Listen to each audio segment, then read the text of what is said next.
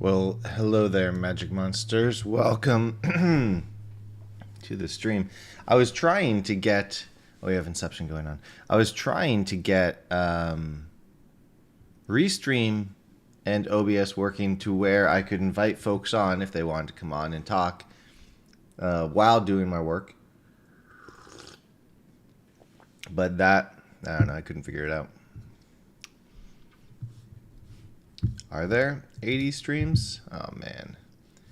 Let me see. What did Restream do? If I have 80 streams going at once, does that mean I get more viewers? Your channel.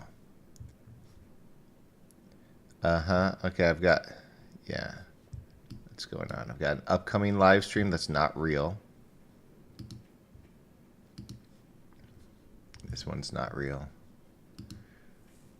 And then the live one. YouTube Studio. Let's see. I blame Restream for this. Content. Live. Delete this shit. Yes, delete that forever. Alright. Now there's only one. Just like the Highlander intended. Oh yes, infinite streams. And now I need to at everybody. At everybody. No, at everyone. Come check out infinite streams. Send now. Alright, so that was a disappointing intro. I was really hoping for more pizzazz. Oh well. What can you do? All right. What was I doing? What was my goal? My goal was to drink some coffee. Do you want me to check your Discord message live? Couldn't do that. Shouldn't do that. Oh, you pinged me in the public channel, so I already did it. Yeah. Well, all right. So let me do the thing that I was meant to do. That I was born to do. The thing that I was born to do was this stream, was to make this window the right size. When I do recordings, having this window be the right size. This isn't my normal size. Like when I'm not streaming, I always keep my window this size, even though I have an ultra wide screen. So there's like a big chunk of space on the side. But when I record tutorials, I use this resolution. Having the screen the right size makes it very nice. But the last two tutorials, the screen was a little bit too wide. It was that wide, and all of a sudden my tutorials had black bars at the top and bottom. Like a loser. Like a loser with black bars at the top and bottom. So, okay. So what I was basically doing last night before I decided to watch a movie called Sum of All Fears is just make sure this works. I've made some updates to the game modules 4. I fixed some issues where these screens were being slowed down tremendously by my code, and so I fixed my code. I checked myself before I wrecked your project, and then I'm just going through here. Like the last thing I found was the sword was not showing up in the inventory system, and it turns out that the short sword and the sword are the same thing, or yeah, they're both the exact same everything. You can see that right here, but these values were 0, 0, and so when it appeared in the inventory, it didn't have any thing to click on because the system was like, hey, this is no size. And there was another issue where the displayable inventories were not being registered with the repository, so giving objects to these fine characters here wasn't working. Now we're just going to equip some of them. This is the Master Sword. That's why it's gold. That's a spear, if you couldn't tell. Alright, and then I'm going to save again. Alright, and then go through the motions to figure out if everything else is working. I already know we can get damage because I did that last night too. Boom. See? And this, oh look, that sword is still there. So this is unfortunately, this is what the sword happened. It's because it was 0-0. Unfortunately, it was already populated in the scene, so that's just going to be there. The bug has been fixed, but that sword's just going to be there. And if you're ever wondering how I get this wonderful top-down view, well, this is the actual scene itself. You can see those boots are made for walking, and that's just what they'll do. So that they're 3D objects in this view. And what's interesting is you could technically rotate these around. Now their pivot is up in the top corner. Let's see, can I pivot the leather boots themselves? Yeah, their pivot's still off, but yeah. But you know, you get the idea. You could do that and rotate them if you so chose. You could also light them. So, like, let me see. How do I show the light? I think that there's a light actually. Isn't there? Is there no light in the inventory? Grid. Maybe there's no light in this inventory. Create light. It looks like that's a light. Inventory light. Yeah.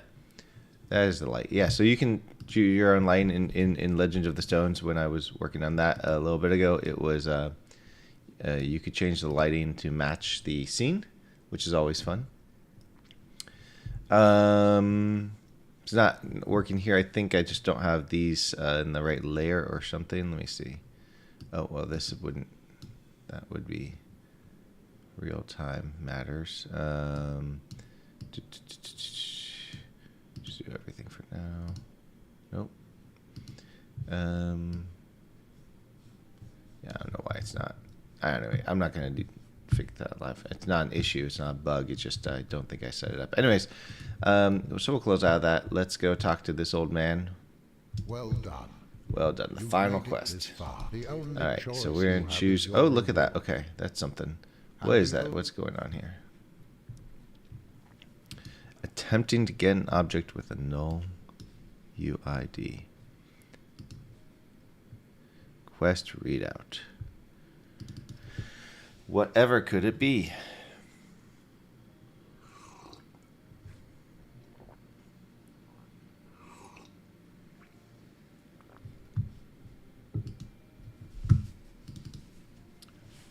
I'm trying to get by UID.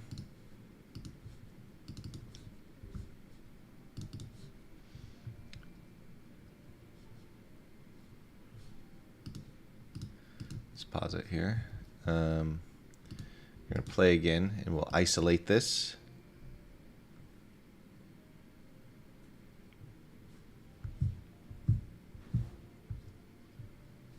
One for every frame. All right, so let's just go talk to the old man, and we'll save right before we talk to him so that we don't have to do that walk anymore. Because these boots were not made for walking. All right, so it's not here. It's here. It's when we are on the second panel. It has something to do, I think, with these two choices of buttons and a custom reward. So let's figure it out. There's an event board thing going on here. We're being notified of an event. Probably that we got the quest. Quest read out.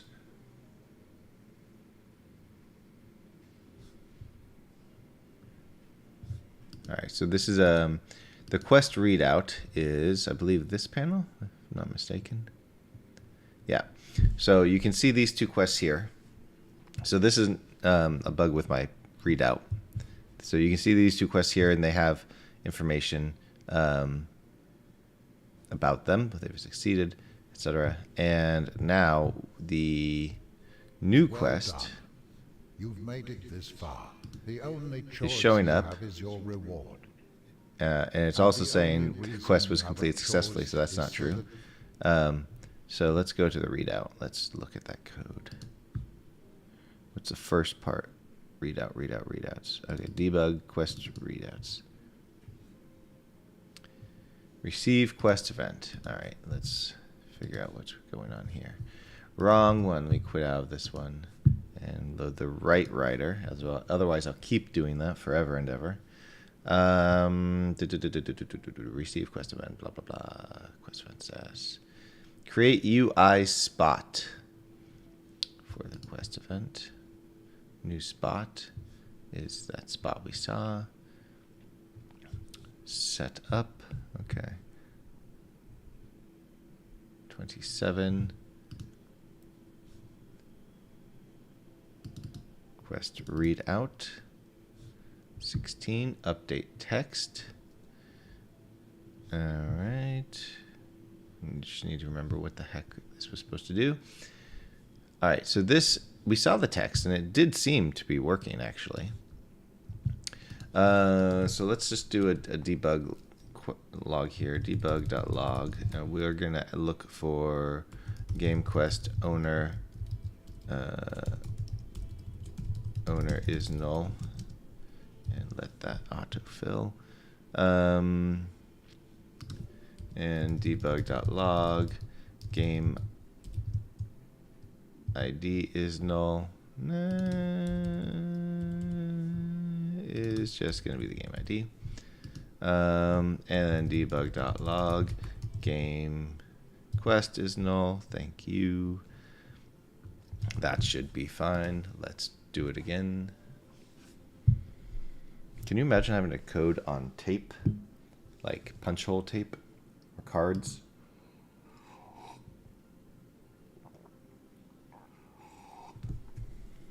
Well done.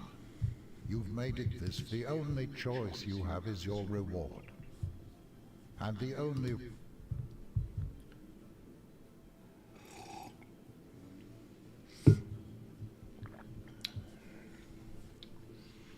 Interesting.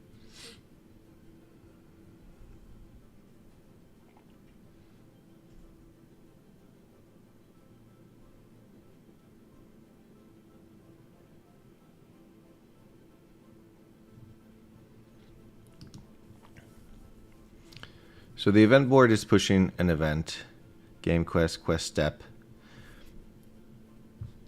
Those, I think one of those should be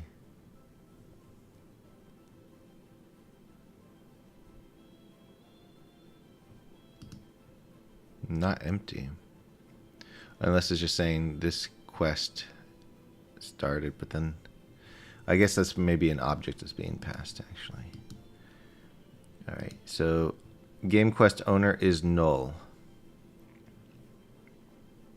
That is where we fall flat. The owner should not be null.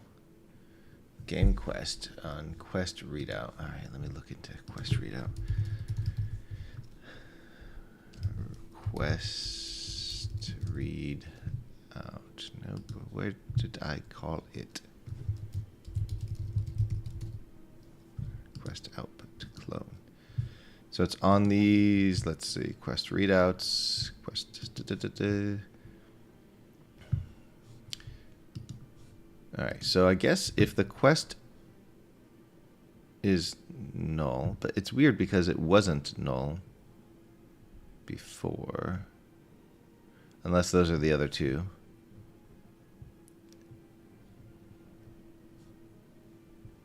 So we have to look at quest readouts. Set up quest, game quest. Let's change that game quest. Set up game quest in our setup game quest equals new quest debug.log setup for new quest object name.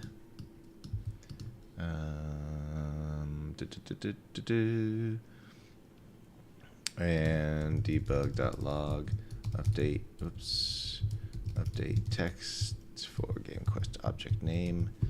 All right, let's just check that.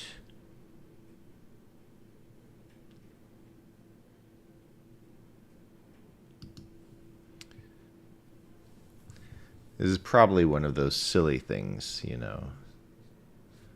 Move this window over there. This is one of those silly things, I think, where it's silly. There are many things in life that are silly, and this is one of them. So we see these set for rescue the puppy, and rescuing the puppy and all that. All right, so old man. Well done. You've made it the only choice All right, you so have. pause there. Let's see. All right, so it's not being passed through. All right, that's good to know. It's not being passed through, so what we're going to do is say debug.log. No. We're going to say if new quest equals null, then we're going to debug.log warning. New quest is null and return to sender. Otherwise, we'll set it up. And now, let's figure out why it's not being sent through. New spot. Set up game quest. Create UI spot game quest. Debug.log. Create UI spot for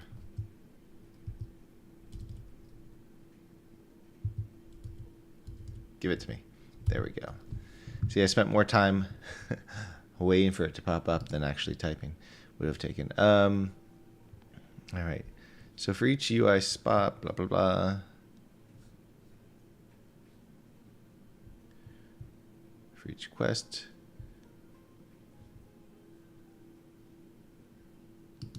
So that happens in setup, but it also happens in here. So debug.log received quest event started for that. Okay. That's where it stems from at the very beginning. Because the update one is working just fine, it appears. Well done. You've made it this far. The only choice you have. All right.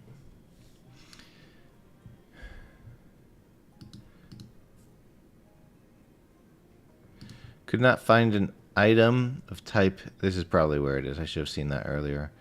Couldn't find an IM modules quest with that quest. I think I know, maybe. Let's look at this. Dialogue panel 64. Okay. Where are my people? Demo demon quest.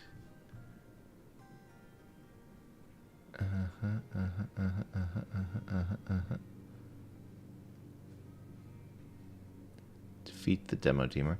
What is a CFCE?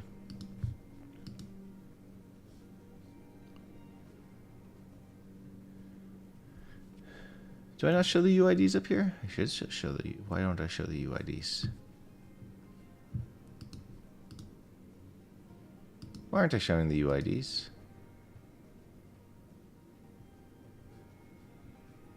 Should be showing the UIDs.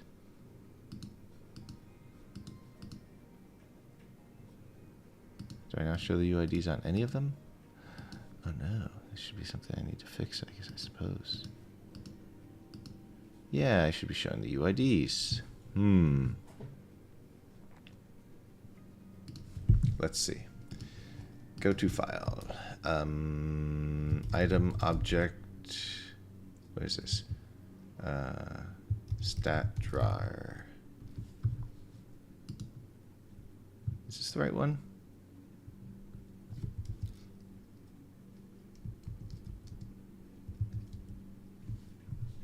Appears to be the right one. Draw.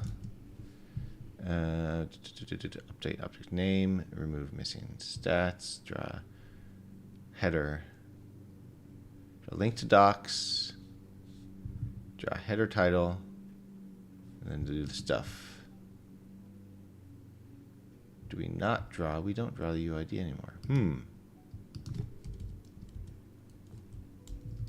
Whoops. Do we still have the code for that?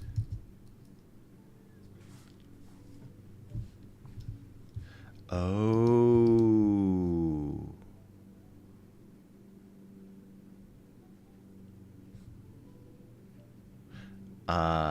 We can do that here. Okay. I did update this yesterday. This was not used for this purpose, but I can reuse this for this purpose.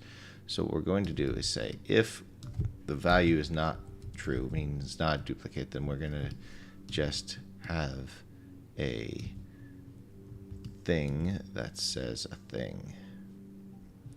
And what we're going to do is say... There was a copy button I had too, though. Find copy. Here.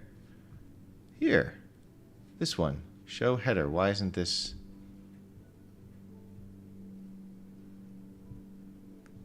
Two usages.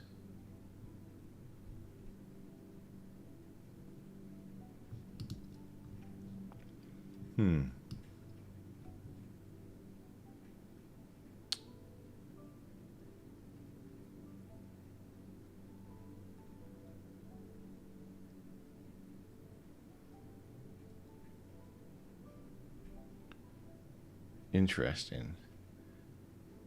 I wonder why. All right, well, what can you do? Let's just fix it for now. All right, so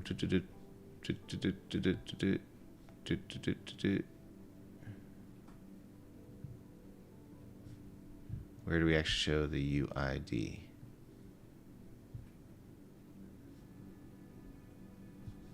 Right here.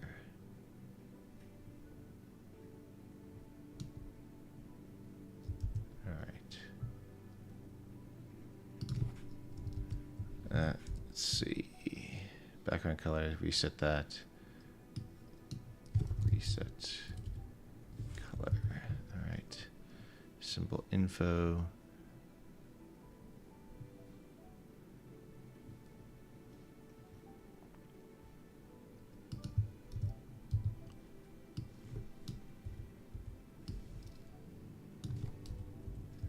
Let's see if this works. Now I just need to copy it over 12 times. Hello, Game By. How are you?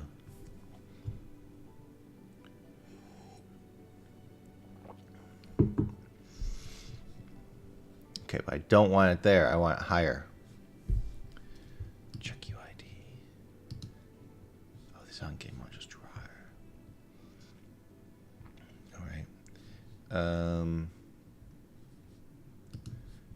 Check UID is going to happen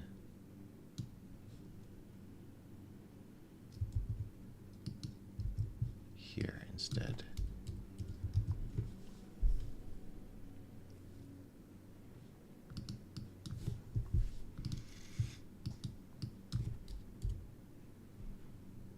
Okay.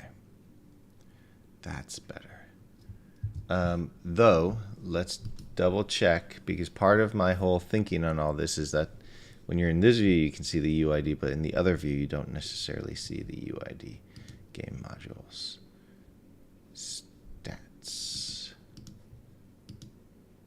Yeah, do I want to show the UID here?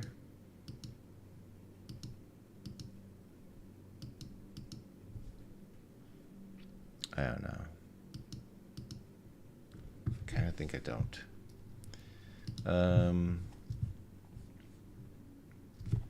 Drawn by game modules window. All right, so we're gonna add one more thing to the check UID.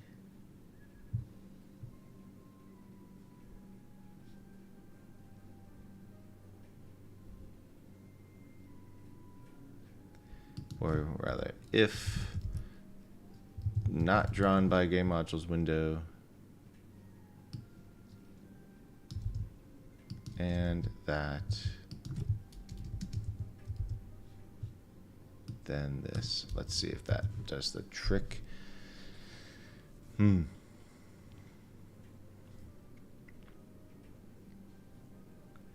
Because there are two views. They both get drawn. There we go. So in this view, it's drawn without the UID, but if you look at the inspector, it's drawn with the UID for the actual objects themselves. And so now we're going to need to do the same thing to all these other ones because they're not going to show up without. Oh, interesting. Oh, they're going to show up. I put them in the wrong order. So there's a thing where if I duplicate this, there are -1 objects with this unique ID. That's not right. But it basically says you need to create a new UID because UIDs need to be unique. That's what the U is for. And so now in each one of these, I need to basically copy this code and reorder it close to the left. We'll do the readouts after this. We'll fix figuring out that bug after. Quest conditions. All right, so it's just going to be this part, but they don't have this.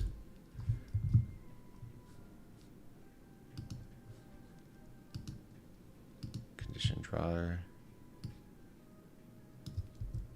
They also don't have this. I think I did some of these differently than others. Whoops.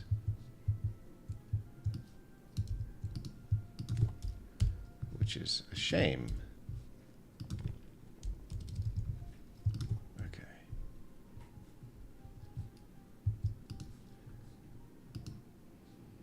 Quest conditions drawer.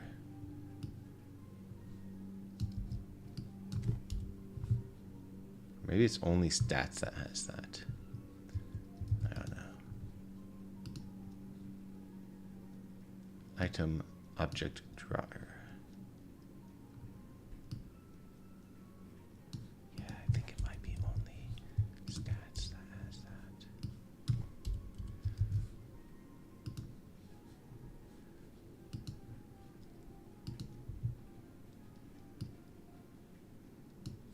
I already did that one. Shoot. They're showing up in different orders now.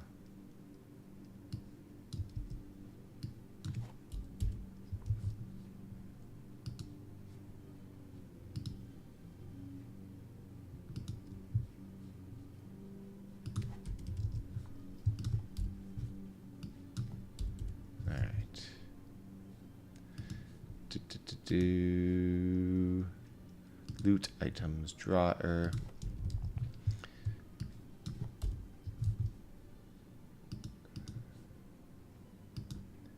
I tried to make these as, I'm not sure what the word is,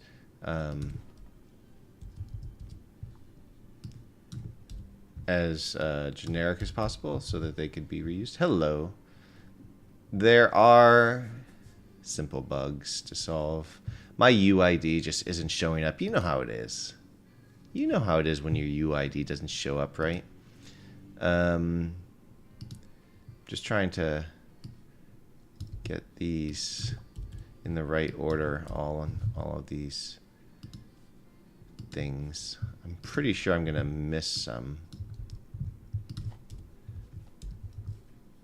but that's because the list keeps changing. Lookup tables. Oh, yeah, I probably forgot to do that to some of them as well. All right. Well, we'll solve those as they come. Now, I think we did the quest one. So let me rebug ourselves to find out what that UID is that's missing and figure out why it's missing. Well done. The only choice. Right. So we had our warning that says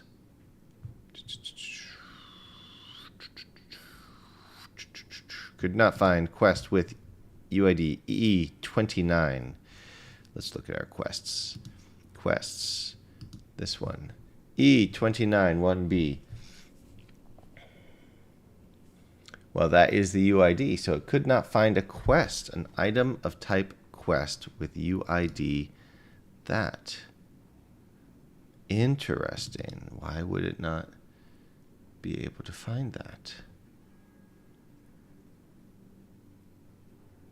This is in our game quest list. We're adding the quest by the UID, and that's why it says we can't find it. Get by UID. This should not happen. It really, really shouldn't happen.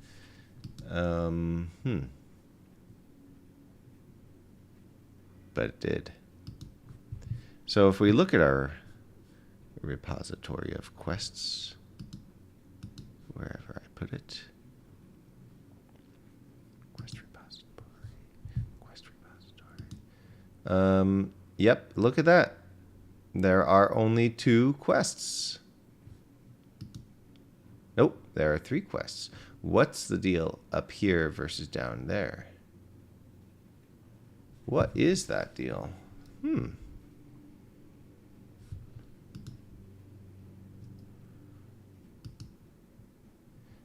It appears... Let me see. It appears... That's weird.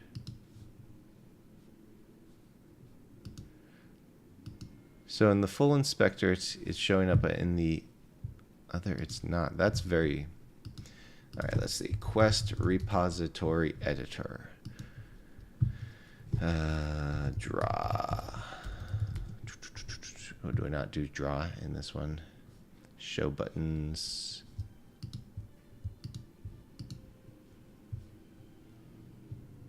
On inspector GUI. Show header.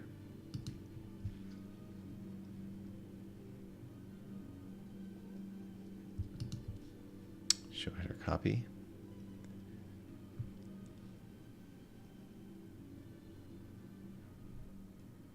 All right.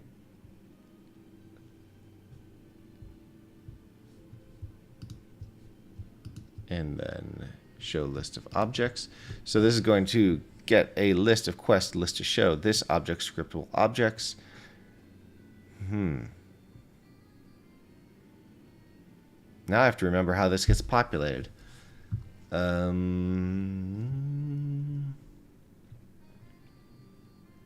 This object scriptable objects.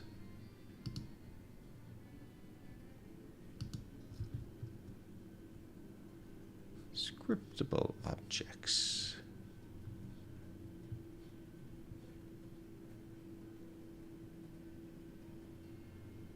Get quest by UID. These should not be used anymore. Oh, I guess they can be used by properties.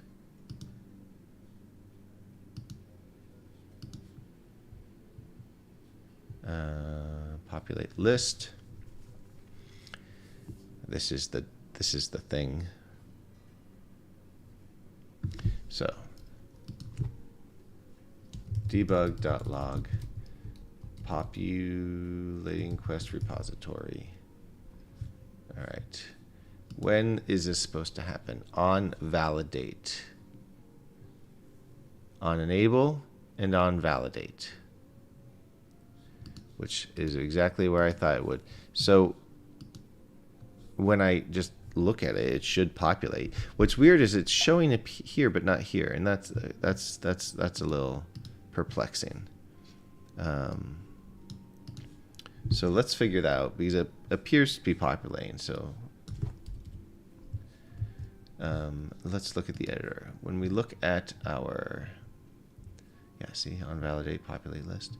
List of objects is going for each one. This object scriptable objects. Is that not what's happening here? Scriptable objects. It does not appear to be happening here. This object quests.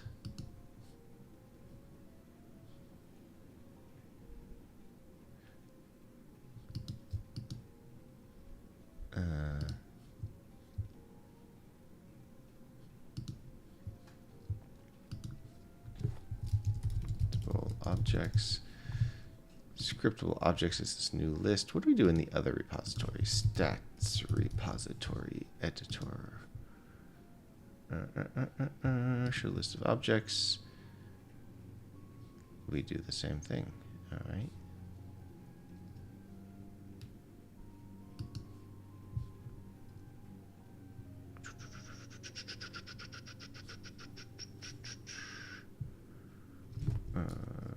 List of objects. There it is.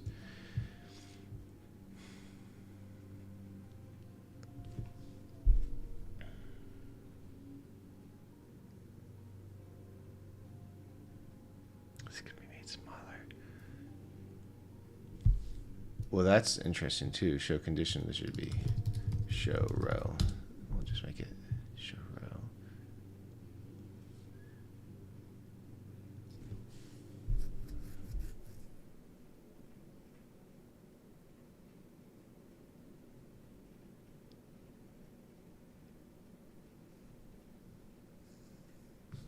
I have a question for myself. If I add a new stat, will it show up in my stats repository? Let's see. We're going to create a new stat.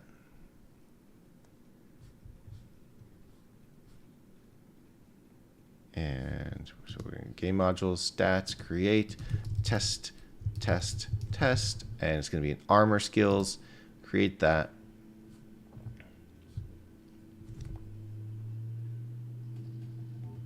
My hard drive spinning up.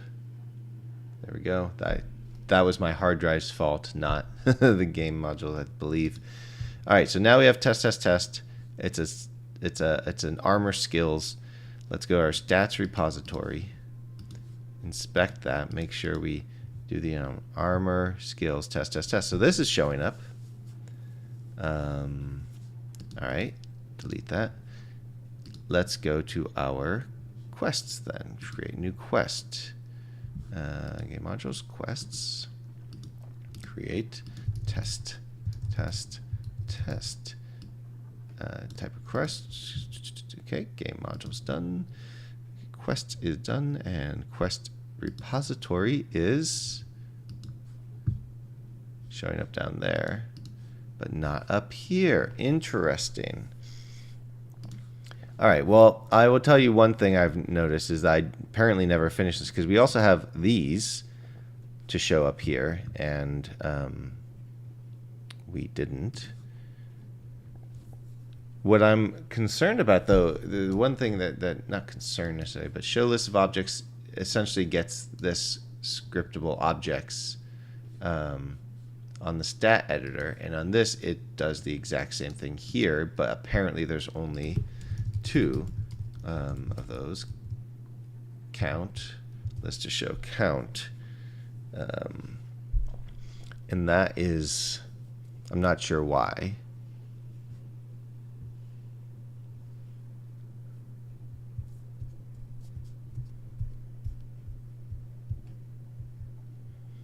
Yeah.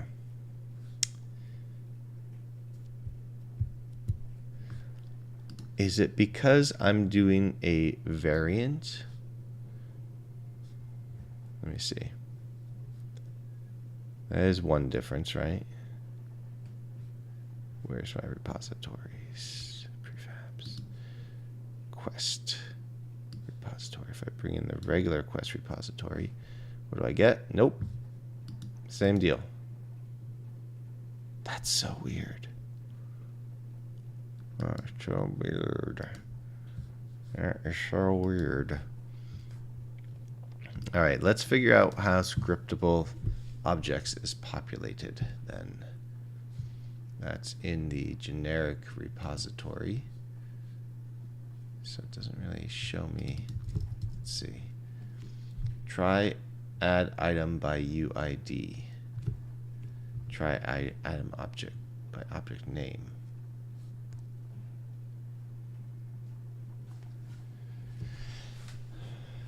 Item dictionary. Get by UID.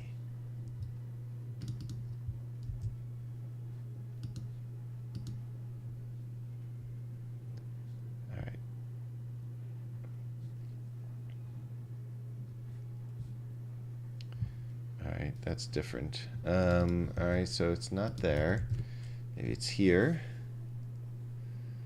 That's the stats repository. Is there a generic repository? Is there a repository editor? No, there is not. Okay. So.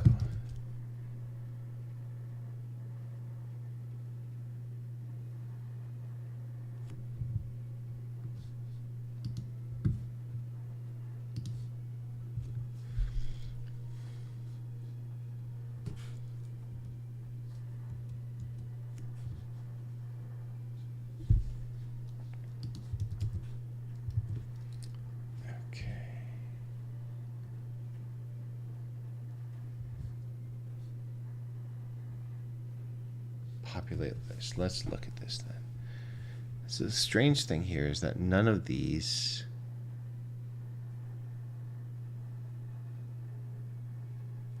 have anything to do apparently with the value of scriptable objects on the repository itself.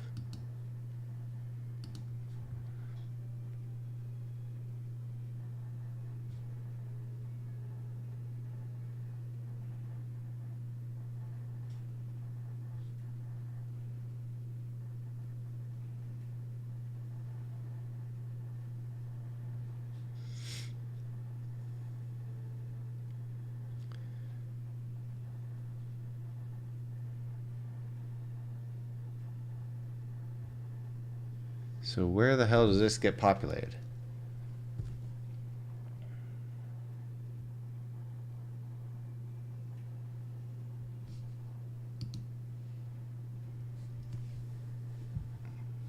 Yes, look at the stats one again.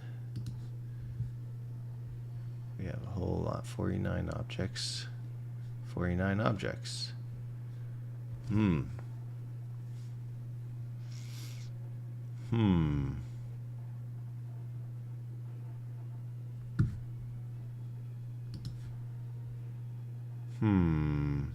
This one's perplexing me.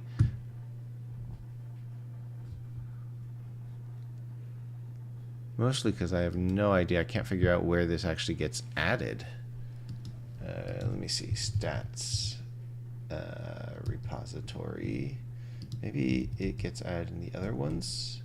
Oh, indeed. There we go. There we go.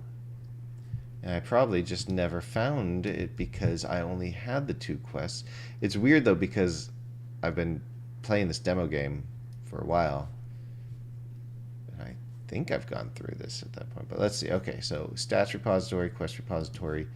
We don't do that here.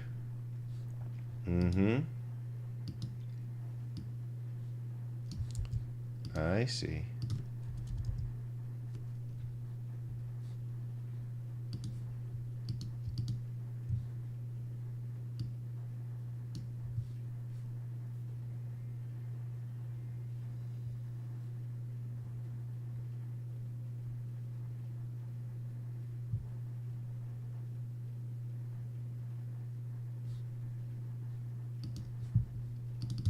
Okay, quests. Interesting. This is, I don't think stats is doing it right in a way too. Let me see. Item object repository. To populate. Scriptable objects clear. Scriptable objects.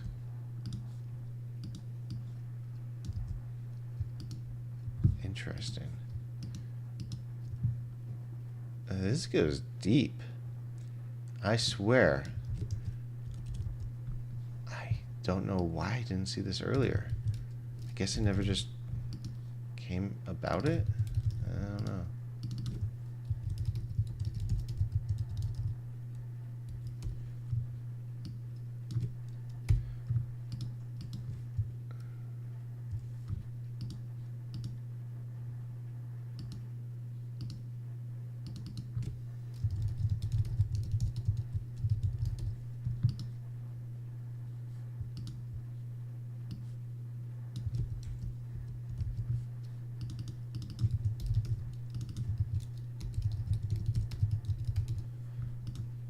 I'm doing this right now, but I swear I have a another method to do exactly this. But let's get this working, then we can check that out. All right.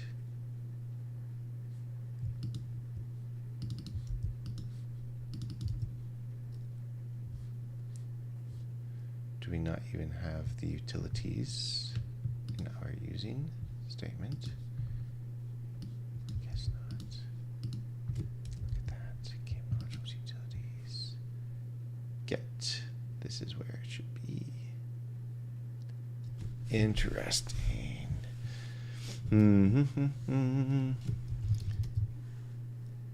Get objects. Game module objects.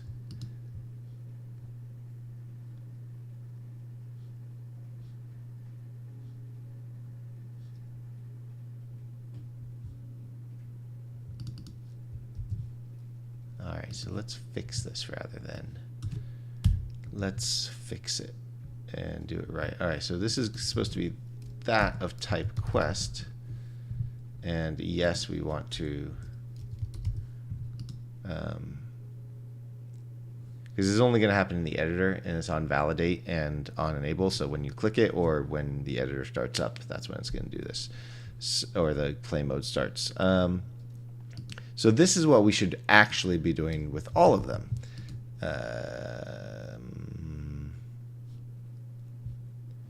And then you can see down here. So that's I think what is okay. I'll restate it in a second. Let me look at this real quick. All right, so that's showing up there.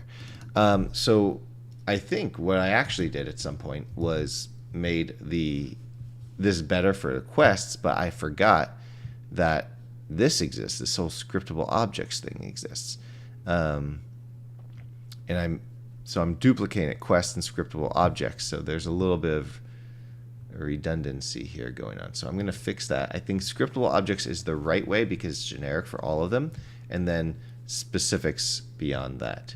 So if we go instead of quests,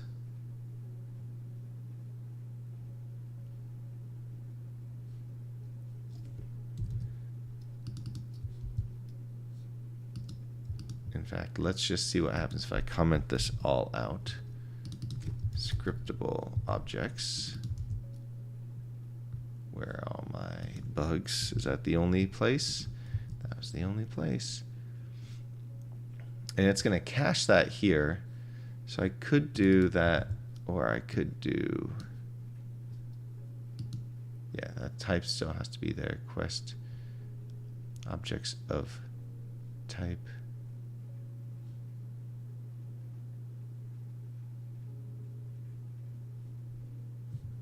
All right.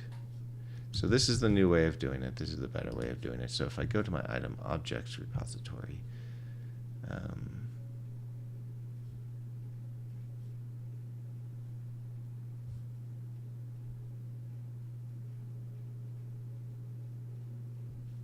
yeah. All right. I think I will fix that later off the stream because it's a little boring. We can move on. All right. So that should solve this issue now because I had made things better but not gone back all the way and updated the old ones. All right. So there you go. Let's press play again. Keep on trucking on. I really don't know why that didn't show up though. I can't remember when I made that update. It must have been in the last month or so. I can't remember. Coffee.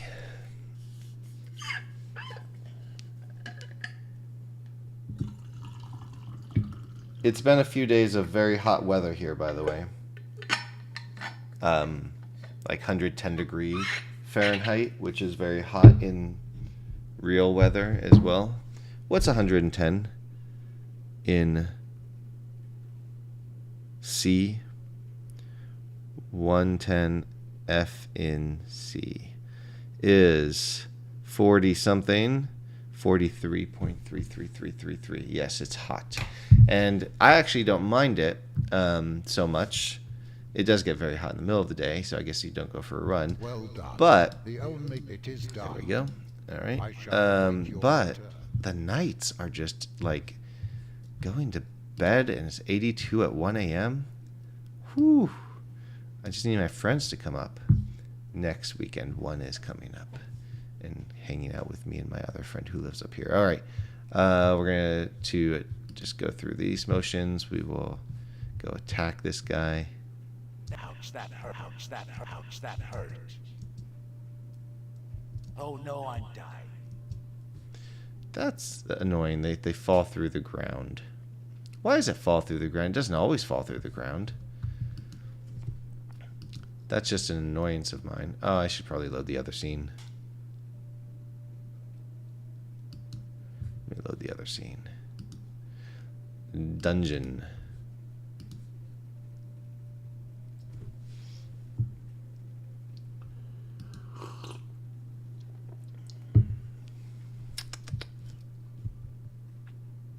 Alright, before we let him fall through the ground, where's our bad guys? Our imps.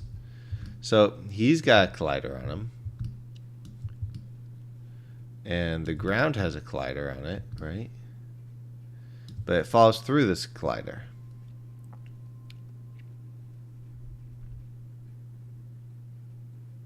It's probably just the angle, I suppose. I suppose what I really need is just add a box collider at the bottom, right?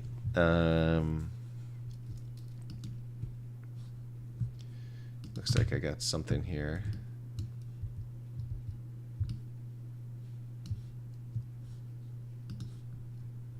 Alright, we got wall colliders.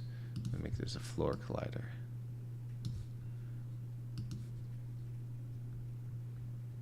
Bring it over here so we can see it. Whoops. Next to our baddie. Alright.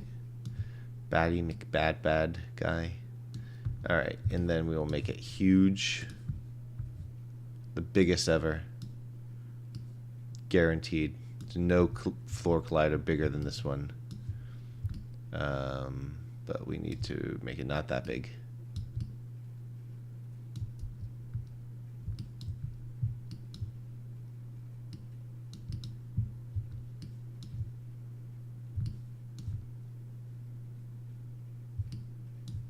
Made it too big. Alright, then we need a duplicate because, hey.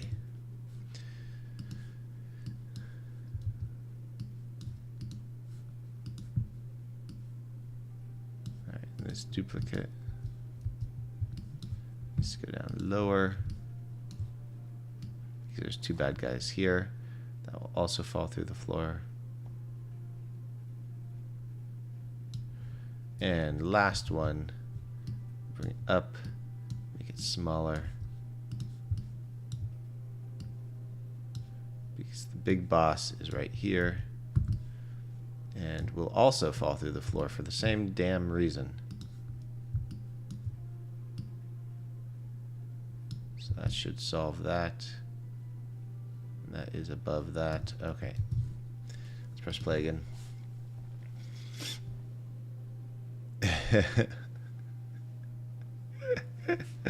This is why I like the AI stuff, because it can be fun. Ouch, that hurt. Ouch, that hurt. Oh no, I'm dying. Alright, that's nice. It didn't fall. Alright, let's go attack some other ones. Attack. Ouch, that hurt. Ouch, that hurt. Oh no, I'm dying. Argument out of range. Loot box. Uh-oh. Uh-oh. Well, what? What the hell? What the hell?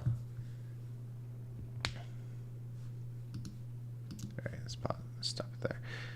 Is this something I just need to do a check for? Forced attributes. For each forced attribute, break if we are no longer forcing attributes. All true values are at the start of the list. All right, and then argument out of range. What would be the range? Active attribute types.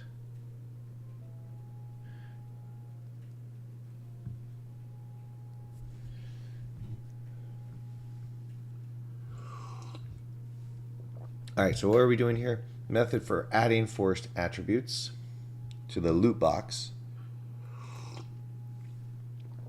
So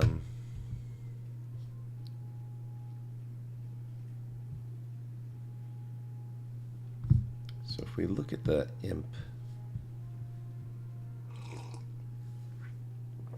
where's our imp?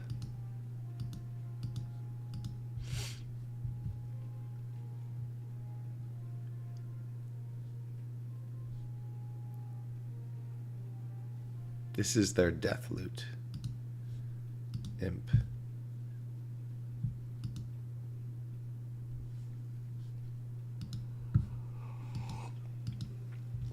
And the imp has a loot box.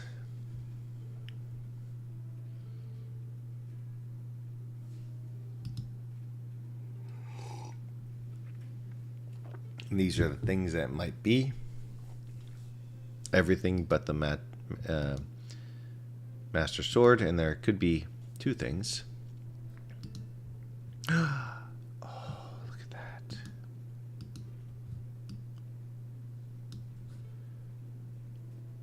I can replicate it here. All right, that's good. Why is this happening, though? There's no forced...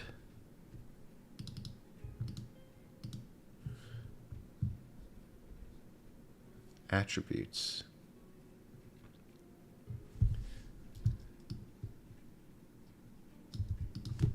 Debug.log. There's no forced attributes not visible, but perhaps the system thinks there are that are invisible. Let's see. Ooh, it thinks there's 3 forced attributes. All right, well, let's fix the bug first. So it's going through each one, and it's saying, where does this happen? This happens on 162.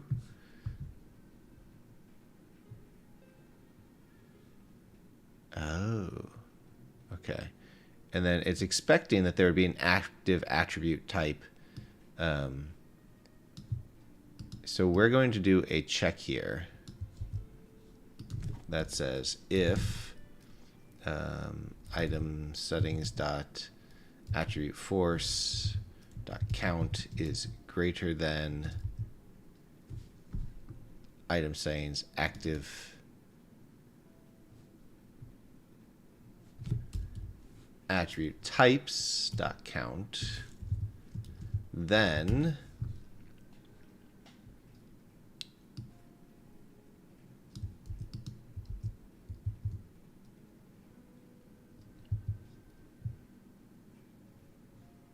oh,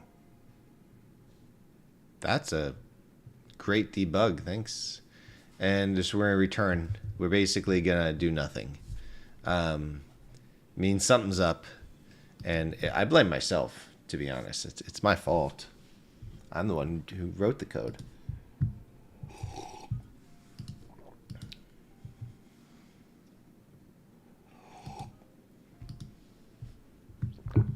All right. Level 1 items. That's this.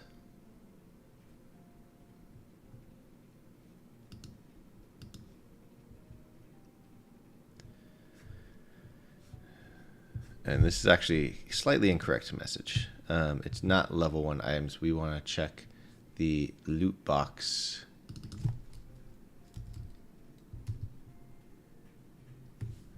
What is it? It would be...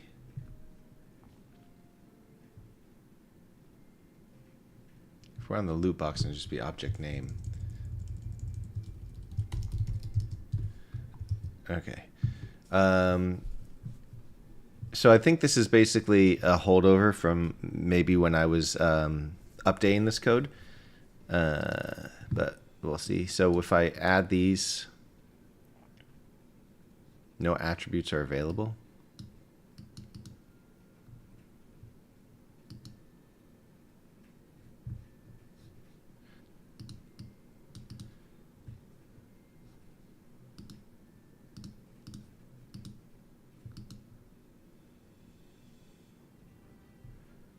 All right. Okay. Let's do something else here. Level 1 items. Add. Add. Add. Get rid of the Master Sword. Test generate loot. Interesting. All right, let's dig into this code. To be fair, I'm pretty sure I wasn't completely happy with this code anyways. So we're going to look in the editor code for the loot box here because it appears that we now have more values in attribute force than we did before. And that's not helpful. So it's going to be loot box editor. Loot box editor. Or drawer? Loot box editor. Nope, not this one. See, I commented it all out when I updated this stuff. And it's now going to be loot box drawer editor. Loot box drawer. Or just drawer? Just drawer. Okay. Draw link to docs. So we're also going to look here for forced attributes, right? Attribute force. Item settings. Oh my gosh. Okay. Item settings. Loot box item settings. And we are looking at what? Force, attribute force. Right here.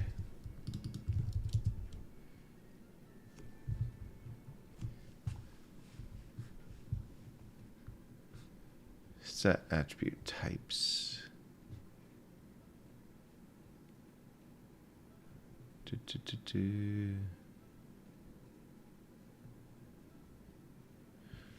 All right, what's going on? This happens. Caching phase. Okay. So I want to do a few things here.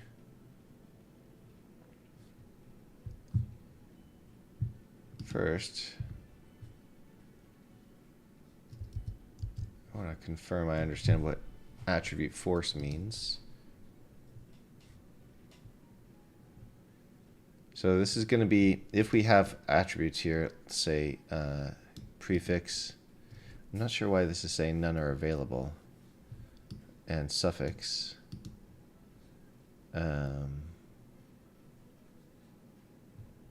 This button is the force button. It's saying force a prefix, 100%. Force a suffix, 100%. So that means they're both going to be forced. And this should be 0 because none of these are checked. So in my loot box editor, nope, loot box drawer, show force toggle attributes. If it's changed, then do all that. And then we're going to say debug.log. There are now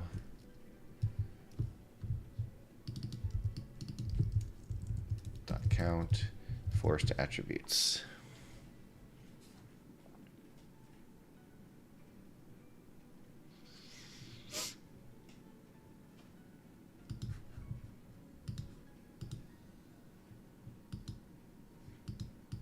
Look at that. It's not even changing the count. All right, and so let's go debug for each var at force equal in force that.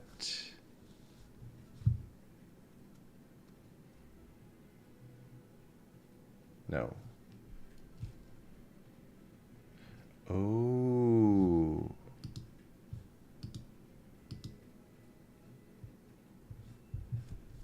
Interesting.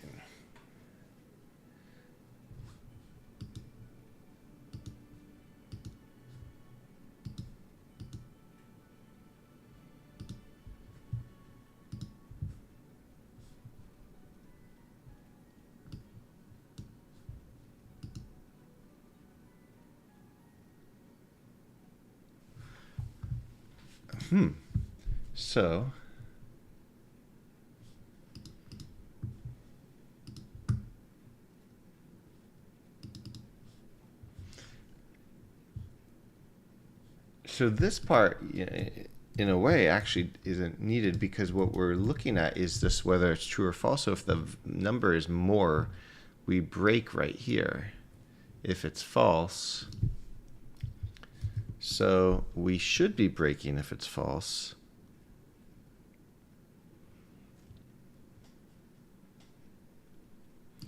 That's just a bool list. Let's turn it false. So they're all false. Test generate loot.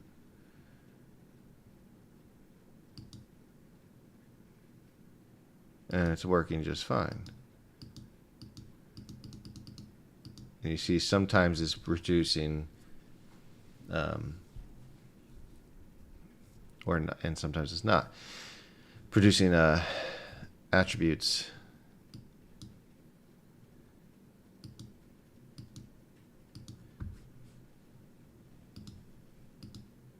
Now it's always going to have a prefix. All right, so now it's working. So I'm not sure exactly why, and I'm afraid I can't replicate it anymore because I did so much changing. It may have just resolved itself because all of this was made before I did the update, and then some of the things may not have gotten updated in the update, if that makes sense.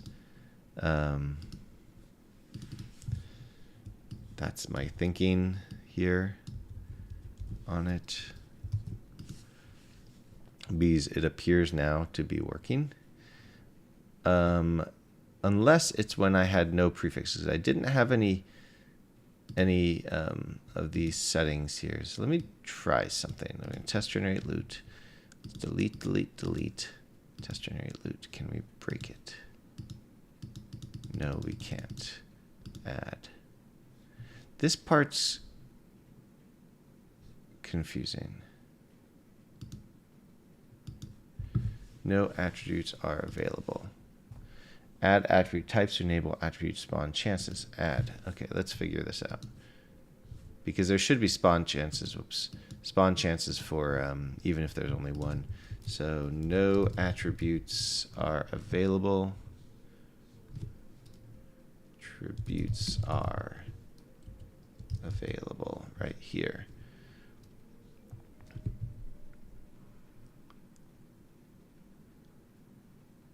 Ah. It was saying less than or equal to 1.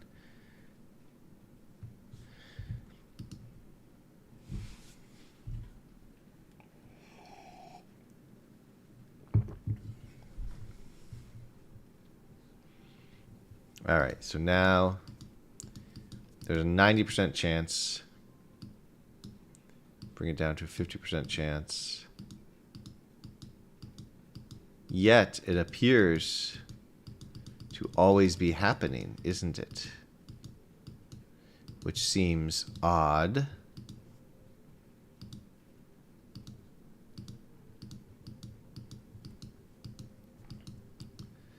It seems unlikely that it would be always happening when there's only a 52% chance. Even more when it's only a 10% chance. All right. Let's see what happens when we generate loot. Maybe there's another bug. Test generate loot is going to be test generate loot. Generate loot. Generate loot.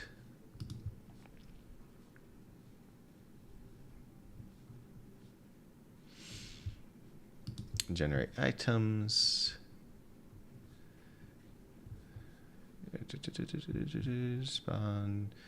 Spawn chance.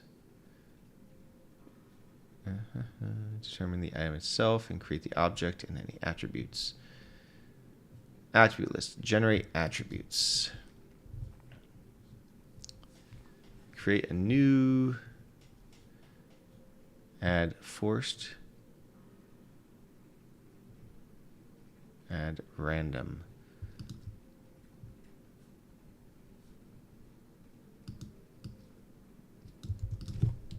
Debug.log.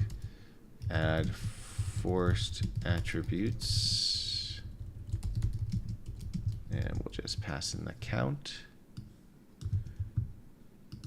And add random attributes.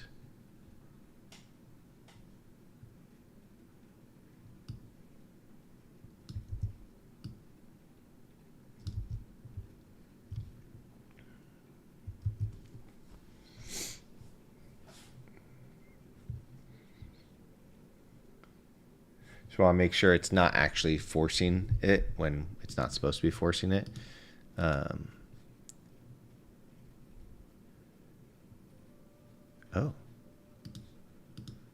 Oh, indeed. Oh, well. Oh, I should probably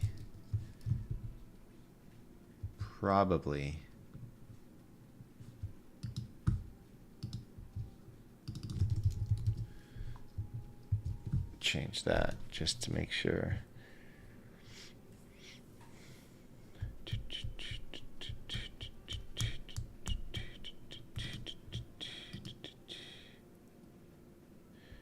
Interesting.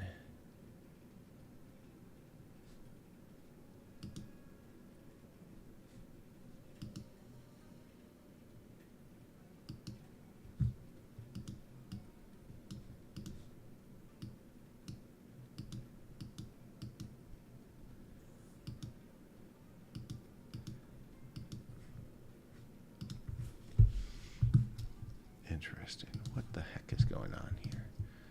What the heck? Add forced attributes. Attribute force. Oh, this is not actually doing 4. It's just saying there are 4 in the list. So we debug.log, adding a forced attribute. All right.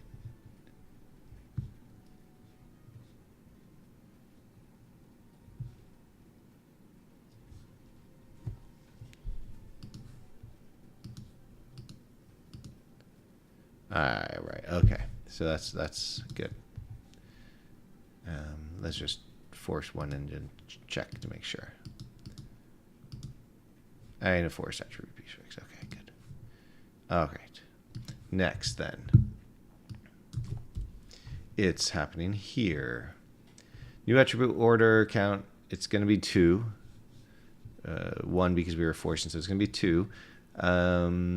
Attribute type % in list.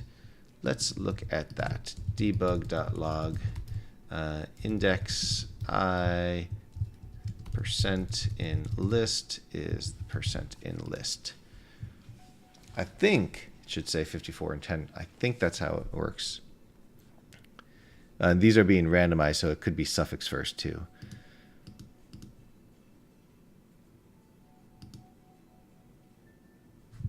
Well, that's not helpful. Is this a float? Cast I to float. Do we need to cast both to float?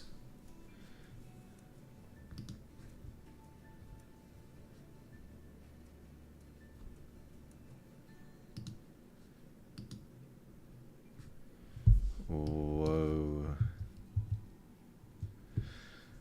All right, what is % in list? And how are we using it? Value from attribute curve. Oh, okay, no, that's right, because 0 and 1, I see. Okay, so I'm checking the wrong spot. So if random float, so what we can say is actually this. Value from curve. All right, so that should be 54 and 10. Let's confirm that. Okay, it is. And let's see where our random float is. Var random float equals random float debug.log. Random float is random float. It should only add the prefix if the random float is above that percentage. Is that opposite?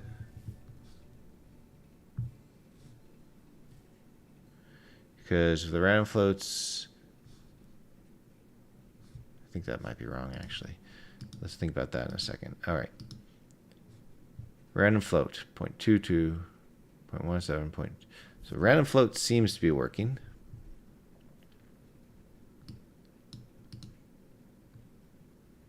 Hey, here it didn't have a prefix or a suffix. I'll remove suffix. So it's just 50% chance that it keeps happening. Okay, so if the random float is greater than that, oh, this means it doesn't happen. So this is if random float is greater, then the attribute will not be added.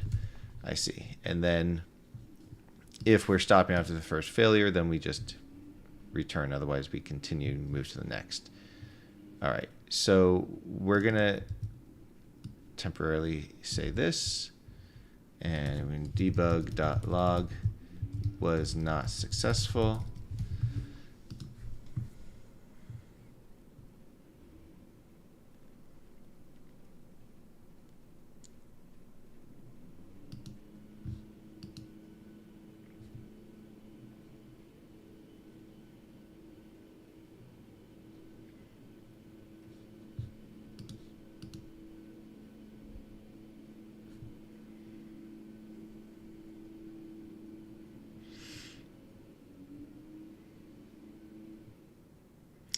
is that new?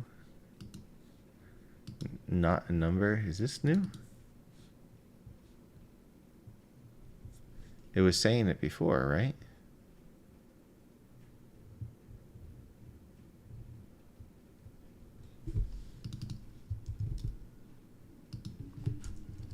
Percent in list value from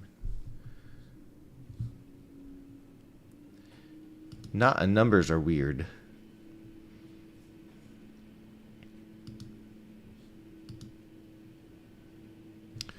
Interesting.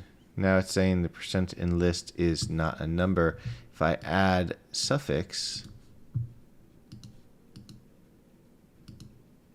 it is a number. All right, I think we're finding the bug. Apparently, when there's only one, then we return not a number. I see. I see. So if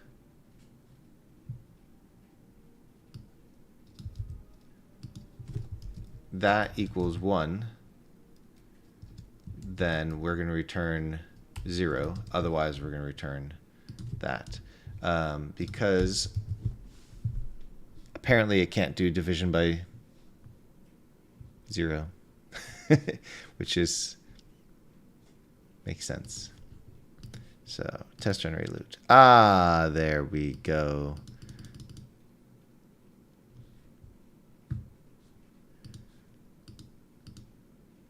There we go. Now about half the time it should get it. It still seems like it's getting it more, but we roll it long enough. But let's go really low chances. Yeah, there you go. That seems about right. All right, so that's a good bug fix.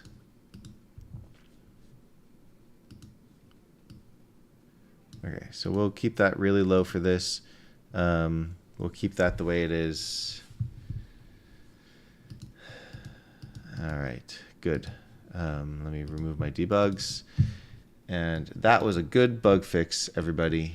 I'm glad we did this. Alright. I don't like the bottom of the coffee. It's all grainy. I'm just saying that out loud.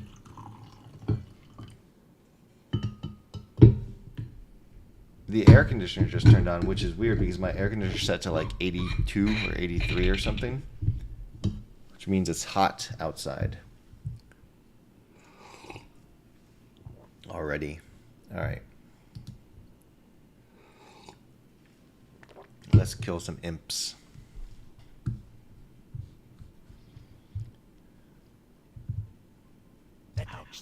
Ouch, that hurt. Oh no, I'm dying.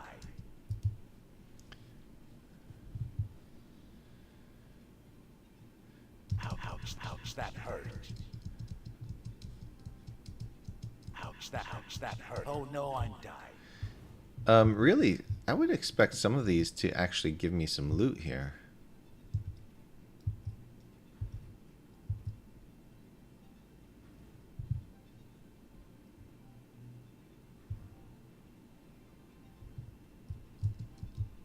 Ouch, that hurt. Ouch, that hurt. Attack. Ouch, that. Oh no, I'm done. Ah, we got a helmet. Alright, so see, this is what happens when you pick up stuff. Ooh, we got a helmet and a shield. That's nice. Lucky us. Ouch, that hurt. Ouch, that. Oh no, I'm done.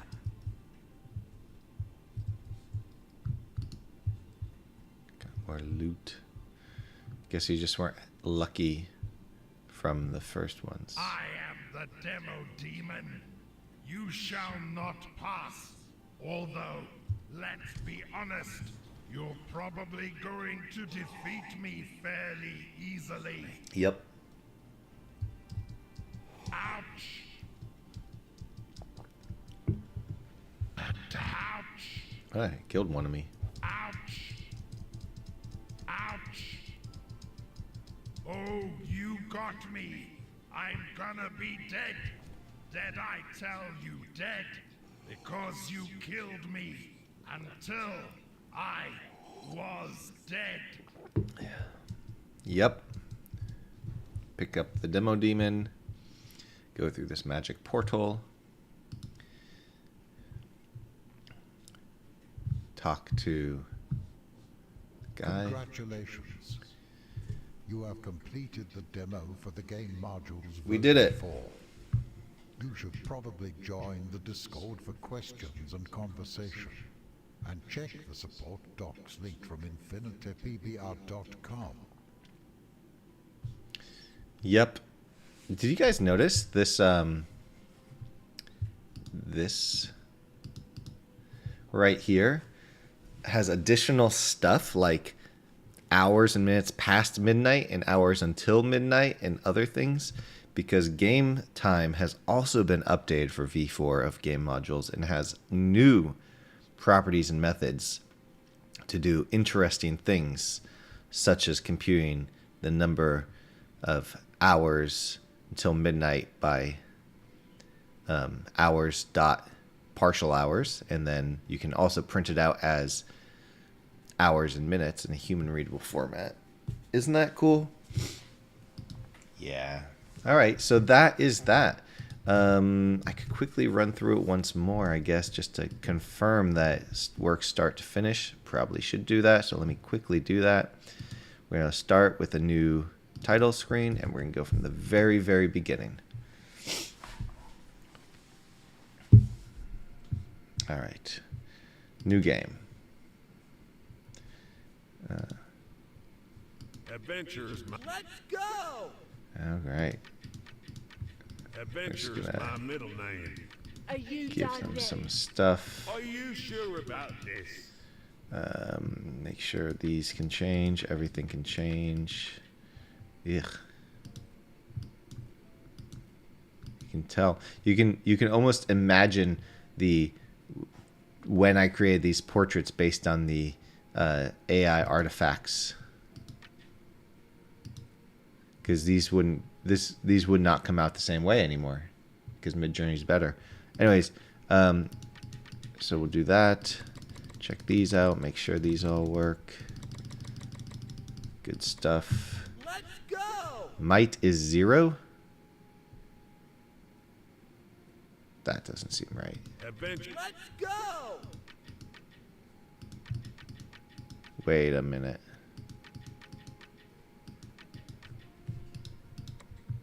Interesting. Are you sure about it?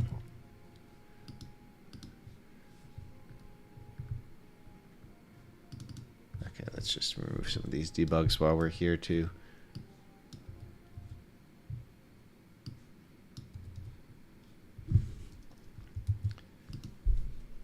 It appears as though the stats do not do an initial update in the UI. Aha! They only update when they're being pinged. So they need to default to 11 because that's the default. So let me quickly fix that. Interesting. They start at 15.6. So they are being updated.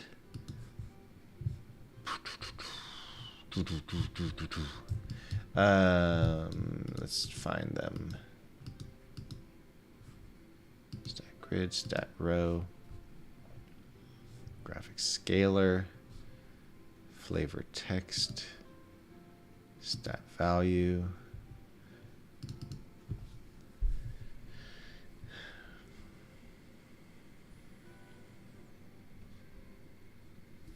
Update text happens when a receive change.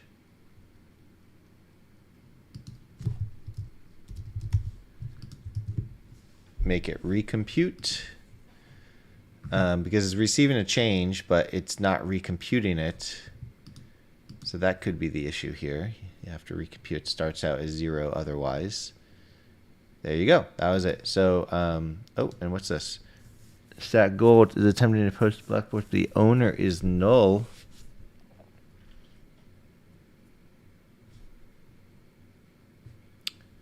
The owner shouldn't be null.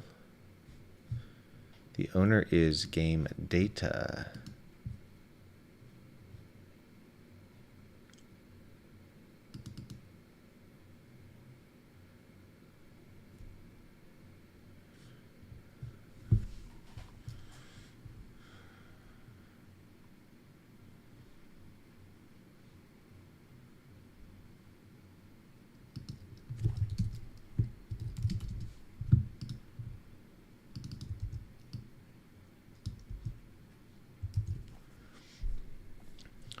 When you do add, you get the game stat back. And so I don't know if that changes anything, but it should be adding. But it's happening at the first frame, and it could be, let's see. It could be because we're starting from this scene.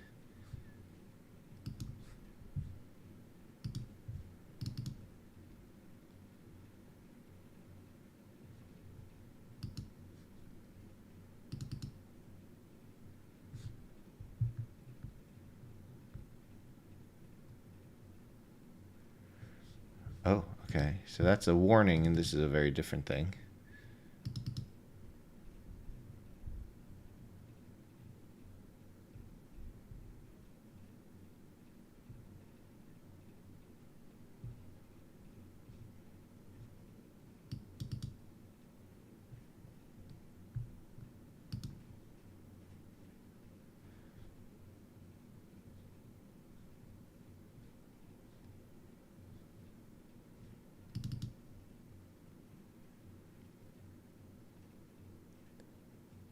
Update text.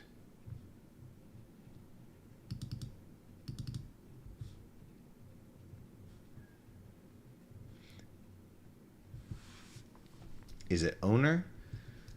That's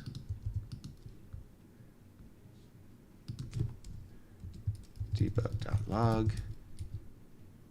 Owner is null. On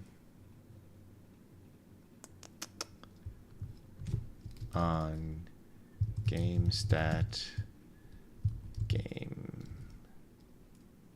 object name. All right.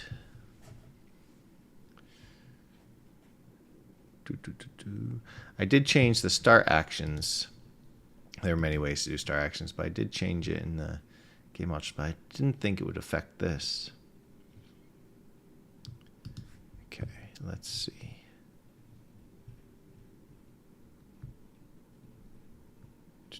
Owner is null true on stamina, but then it's not on the next ones.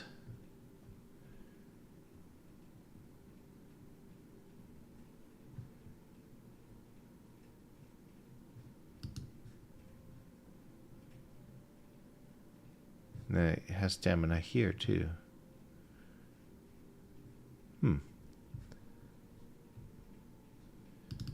Well, the only time owner is needed is here. So what we could say is if owner is not equal to null, then we do that. Otherwise, we will say else debug.log warning.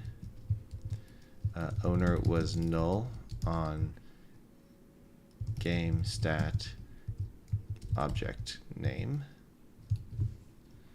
skipping compute other value and proficiency. All right.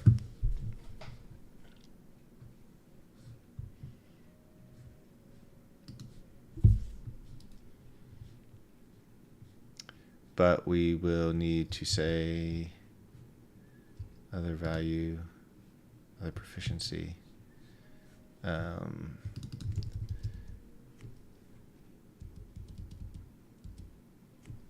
So we will need to set those though. Other value equals 0 and other proficiency equals 1. Oh, no. Those both 0. Never mind. Never mind. Take it back. Take it back.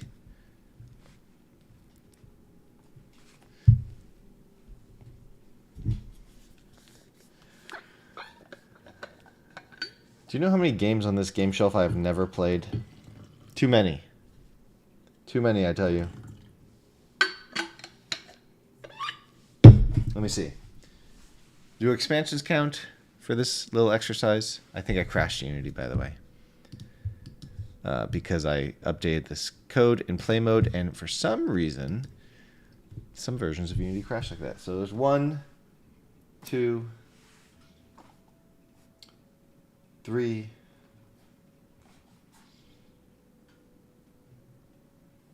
4,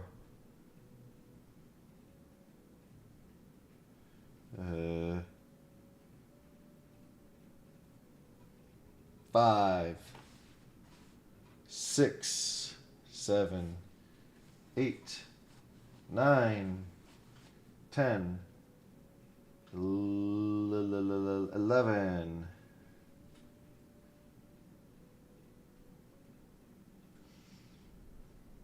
12, 13, 14, 15, 16, 17, 18, 19, 20. No, I think I played that. 20, 21. 21 of these games I've never played. I've purchased them, and I've never played them.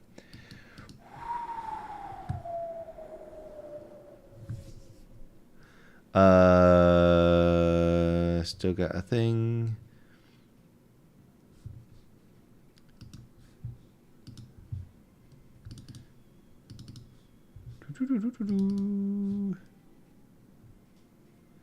Compute stat effects.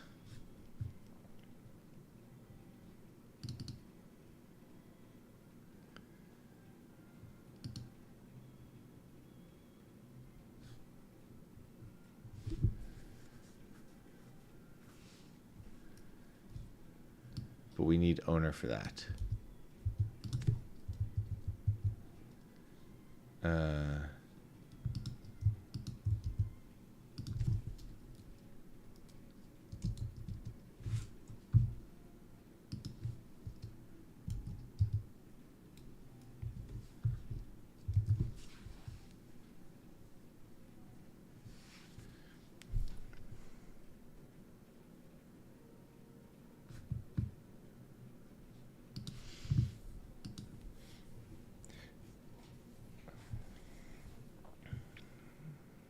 All right. Let's get some loot. So these happened a lot. Let's see, are they... Finally, let's fight. Yeah, so I think it's because I was just loading it from this, but let me just check. Go back to our scenes. Where's my... Demo game projects. There we go. Scenes, and we go to our title, and we press play again.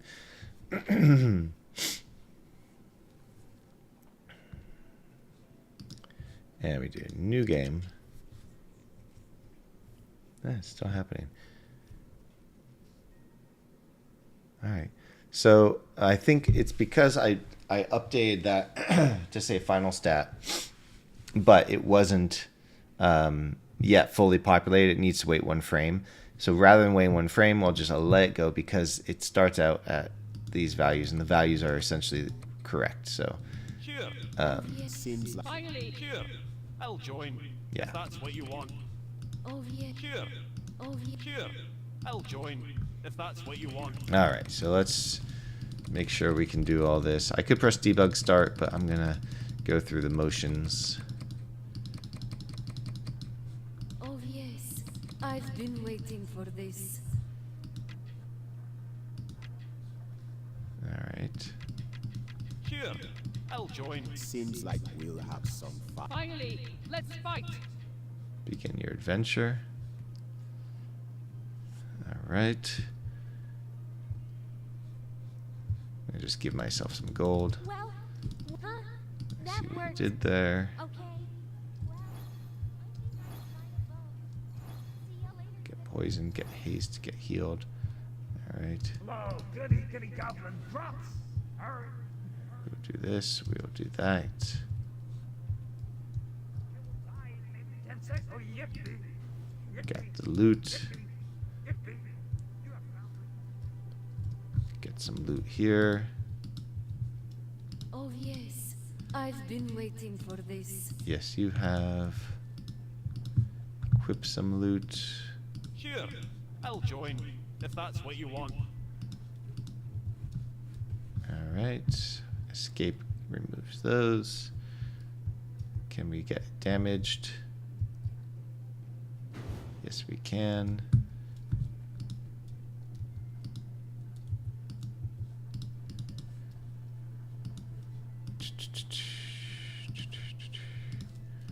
Three.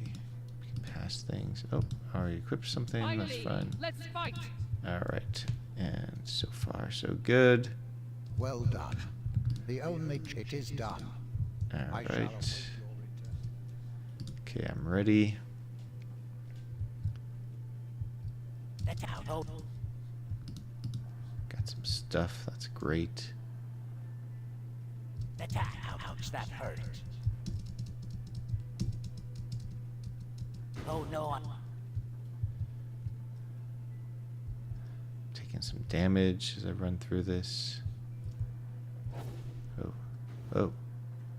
Almost took more damage. Attack. Ouch, that... Oh no, I'm dying.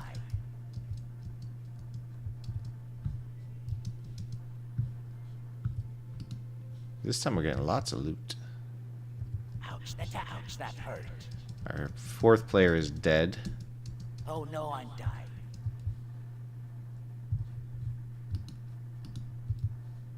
All right. I am the demo demon. You shall not pass. Although, let's be... Ouch! Ouch! If you stand back far enough... Oh, I guess it does attack. I think if you stand back far enough, you can get through without being attacked. All right. this. Let's go. And then we're going to look just to make sure that the experience goes up. So we're getting 800 experience. That's the quest reward we chose when we talked to the old man earlier. Right now we have 160. That should be pretty much equal. Like we'll have some fun. And it should go up by 200 because it's going to be split by the 4 characters, the way this logic is done. So I'll join the Discord. There we go. Went up to 360. That's it. No errors. So I'm just going to randomly remove a bunch of these debugs.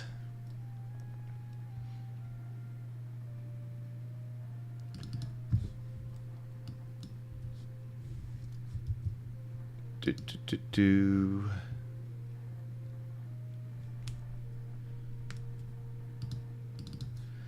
you all see that I add videos to the documentation? Because I did.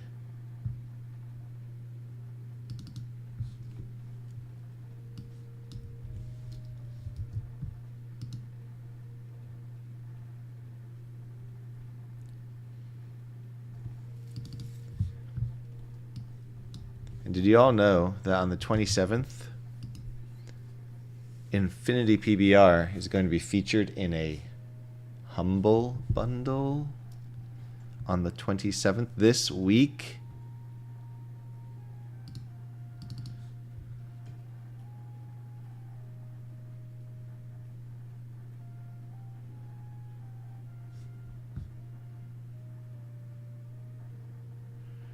Already exists. What is this saying?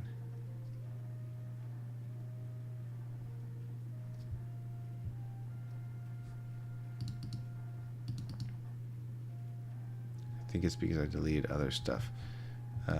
Already exists. Already. Huh. That's weird.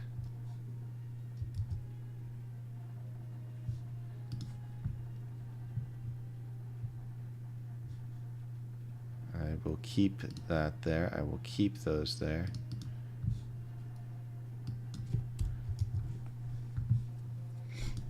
All right. Thanks, Chris. I'm glad you liked it.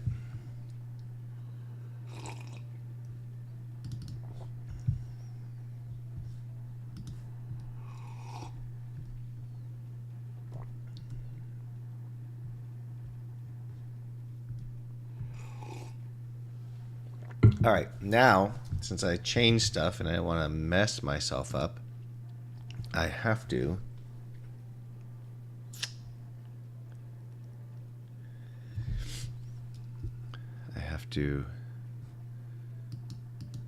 export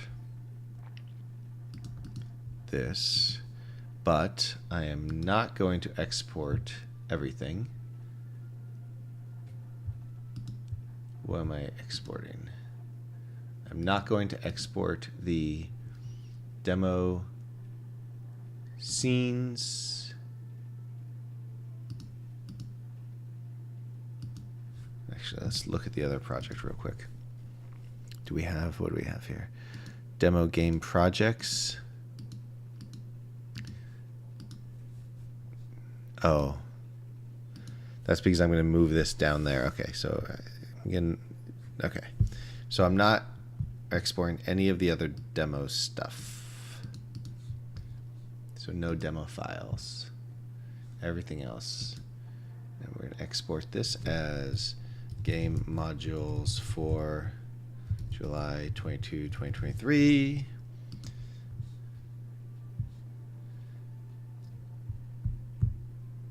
It's taking a sweet time to export. Usually that happens faster. Okay. And then we're going to import it into our other game module projects so we keep them synced and not screw ourselves. What is being updated? Blackboard.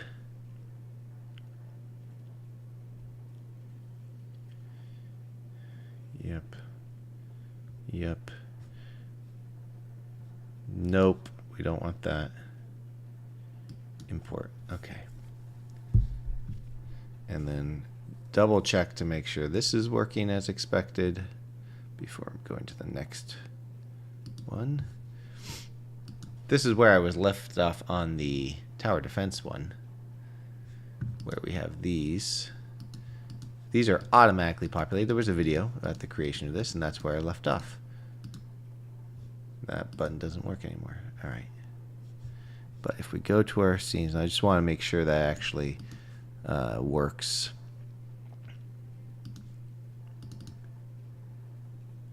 Not base menu. There we go. So going to be a video that shows something like, here's what to do when you upgrade from Yes, the video is going to show me taking my computer and throwing it against the wall. I should make a video like that. The problem is the short answer is you're going to have a lot of bugs and it's going to break your project. Originally, when I first started working on V4, which was months ago, many months ago, I was trying to make it so it wouldn't break your projects, but then I quickly realized I wanted to make updates that were gonna break projects, and there was just no way I could do an upgrade flow for it. That just wasn't gonna happen. So luckily, not that many people use game modules right now, for better or worse. And V4 really is a lot better. Start a new campaign. Oops. I think I can still click these. Yeah, I'm not supposed to be able to click those yet. I need to update that. Speed up. Blah, blah, blah, blah, blah. Pause. Unpause. Build another tower. Start next wave.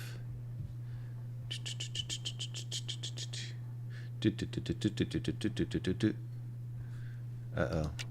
Build another tower.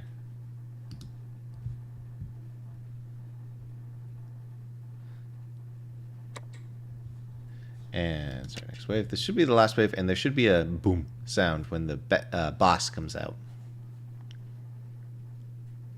These particles show in the wrong spot. I can't figure out why.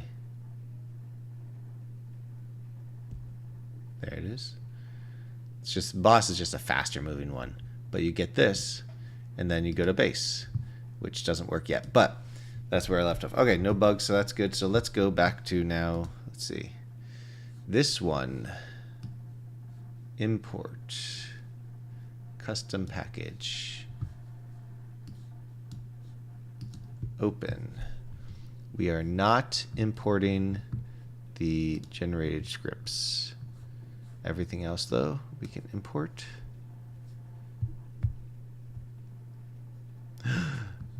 What?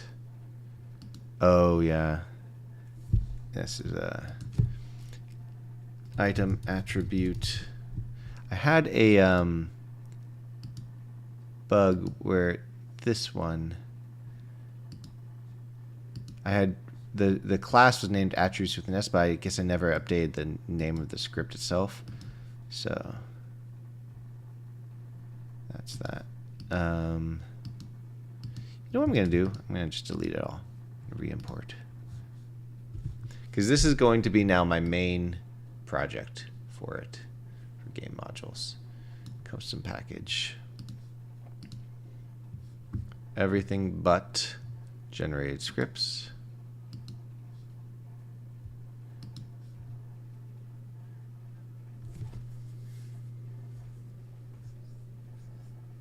Oh, that should be easy enough. I think that, yeah, I think what I'll probably do is, I probably will make a video, actually, Chris, and I'll bring it into Legend of the Stones, which I have not worked on in upwards of a year. So it's been a while, and it uses a very older, not very older, but an older version of game modules. So I'll import it there. A lot of the changes are really just simple syntax changes. Like, I don't know if you remember, for those of you who were using Unity way back in the day, I don't know which version this changed, but get component used to just be like get component with a parentheses, and now then it had the angled brackets, if that's what the right word is, the little arrow brackets, and then you have to specify the type, and that change is similar to that, where I've just slightly redone things, but I've also made them much more. Yeah, I also made them much more standardized between all the different objects, since all the module objects now inherit from the same thing. Well, they did before, but now they have a lot more of the same methods on those.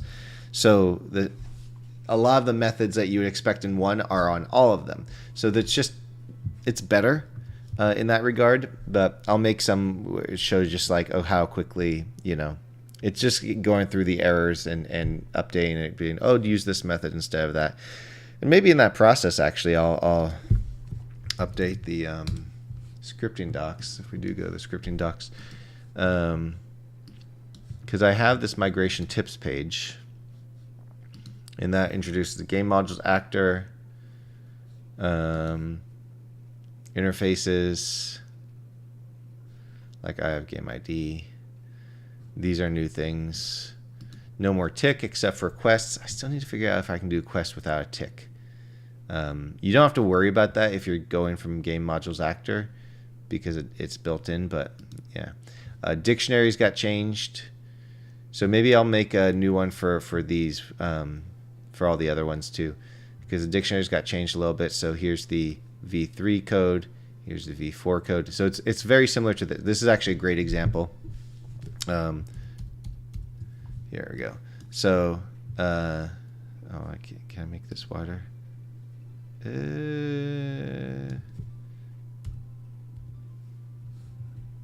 doesn't really. All right. You can kind of see the code here. All right. So in the V3, to get, same deal, you're getting the flavor text, update text, and the only difference is you call your stat dictionaries. Before you used to say key flavor text dot value string. Now you say value string flavor text. So you don't have to. It's just easier, I guess. Yeah, maybe it's easier. It's more standardized though. You don't have to remember value string, value int, value float. You just say value of a string, value of a float, value of an item object, and then whatever the key name is here.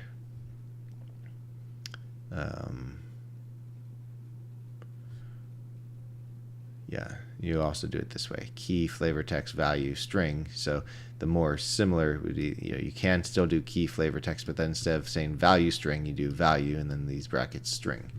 So it's been genericized. But there is a migration option. This is the only thing that has a migration option.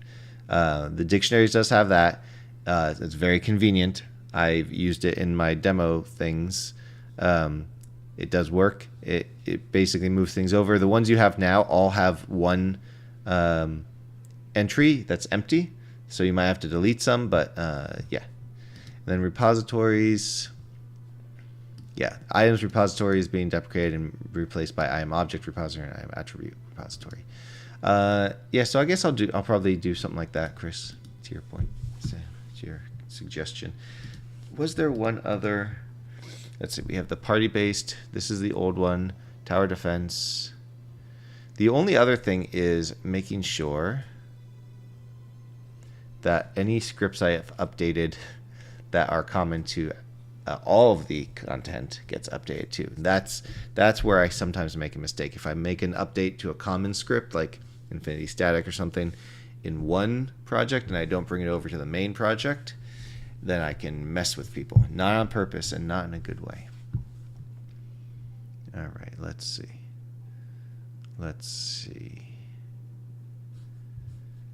We don't need package manager open. All right.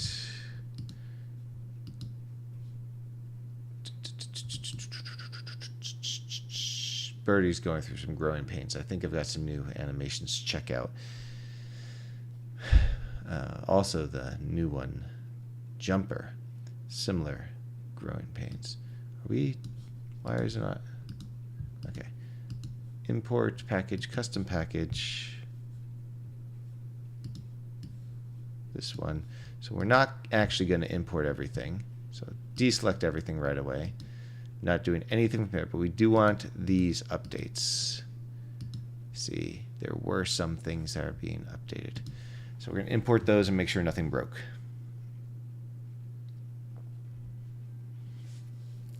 So I'm going to have to remember to update the support files when I release Game Modules 4 as well. Math F does not exist. New window.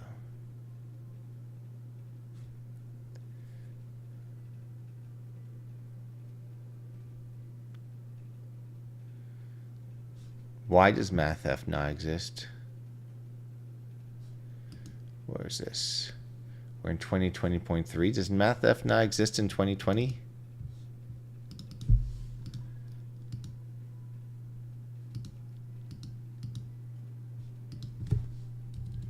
Public static void test Math F. Math. It's Math F. Oh. Oh. Interesting.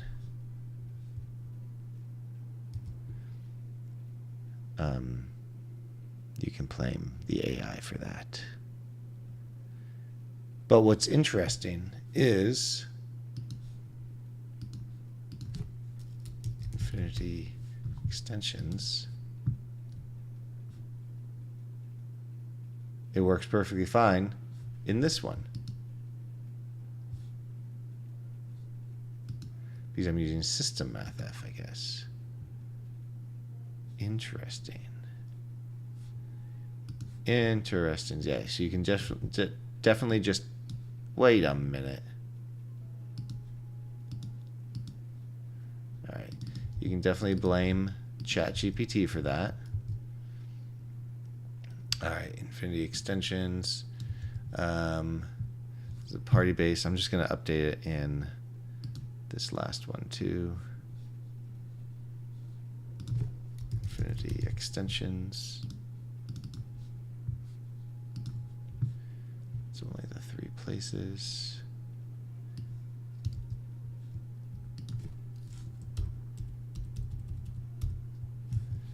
Interesting stuff. Yes, I made some things redundant. Is and is not.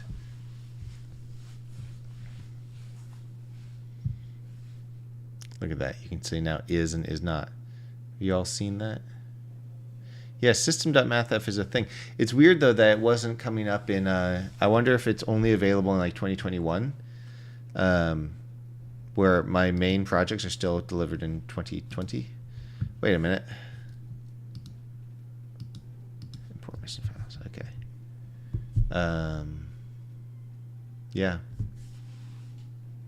Maybe Unity just has its own version, but then they... I don't know. I have no idea. All right. All right, so that's good. I think it's time to take a little break, water my plants, and then come back. I'm going to make some videos today. Yeah, me neither. I don't know why it worked in the other one. It just didn't break, so I didn't notice it, you know.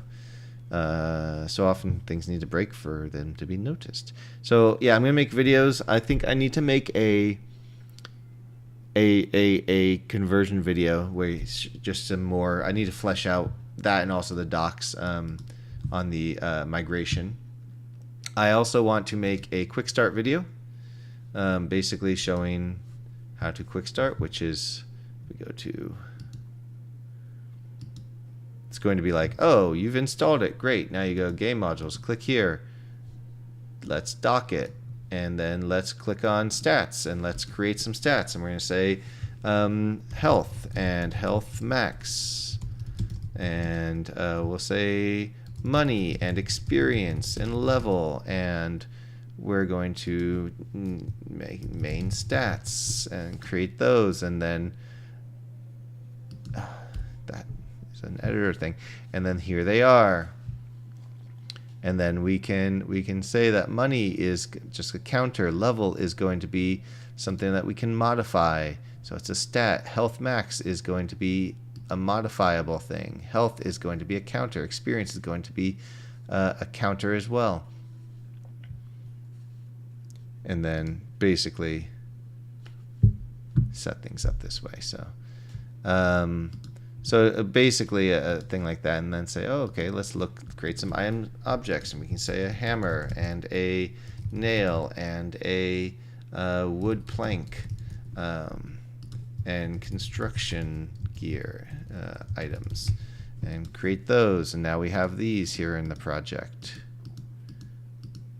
and you can adjust those, and you can say what their starting attributes are and other things like that.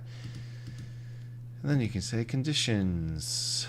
Let's make some conditions. We can call this hungry and starving and tired and happy and sad and disgusted. Player states.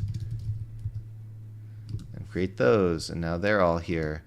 And then we can go back and we can create some item attributes to modify our items. We can call them rare and epic and legendary and common. And we can call these rarity and create those. Now we've got those. And it's going to be distinct. So there's only one. And it does not affect the actor. And we can click Shift and change all of them at once. These ones have to be changed at once, because they have to be the same for all of the same type. So I'm going to make a video like that, because it's very easy now to create new stuff. It's a lot easier than it was before. Property code, you can generate that now, you can do it later. Options, auto create properties, show dictionaries, migration options, frequently asked questions and tips. Yeah. So, yeah. So I want to do that. I also then want to do a video showing basically how to use the party-based RPG demo.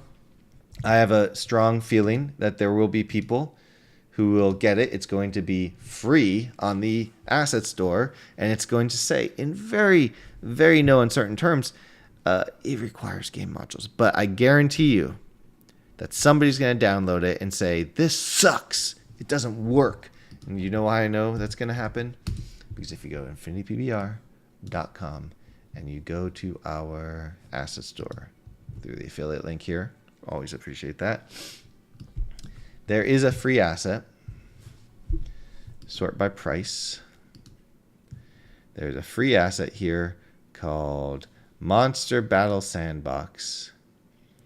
And there's a review on it that says, not worth it. It's free, but you need to pay $99 to get those models in the video.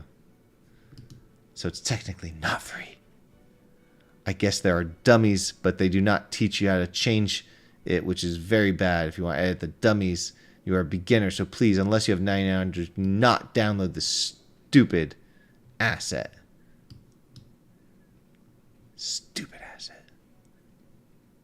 Somebody's going to be writing 1-star reviews because they don't like the fact that a free asset might be free for specific reasons besides just it works exactly as you see in the video. But if you look at this person, of course, effing worst asset, gives 100 errors, do not download. If this is the worst, why'd you give it 2 stars though? Let's be clear. 2 stars means it's not the worst. Very bad, do not download. It was good before, but now you need URP only and you cannot use the default, and therefore there are errors. Well, can't speak to that, but not good at all. I can't even make a lobby. It's free. Very good. Oh, look at that. Very good. Just realized this is Fusion, not real time. I am really sorry. Oh. So this person recently did say they were sorry about something, but they weren't sorry about this one. Here's another one. Nice, but edit. I'm just going to go straight to the edit. This asset sucks. I cannot change the models of the gun. Also, I do not understand the documentation. Not recommended for beginners. Not to mention the owners forgotten this asset already. So it fucking sucks. Looks like they used to be nope. Worst effing asset. Don't waste your time. Oh, they're okay. It looks like they used to be happy in 2022. Well, this was 2020. This one's a scam. Not cool. It's just sounds. I mean, it's called remix sound effects. Remix sound. It's in the sound effects section.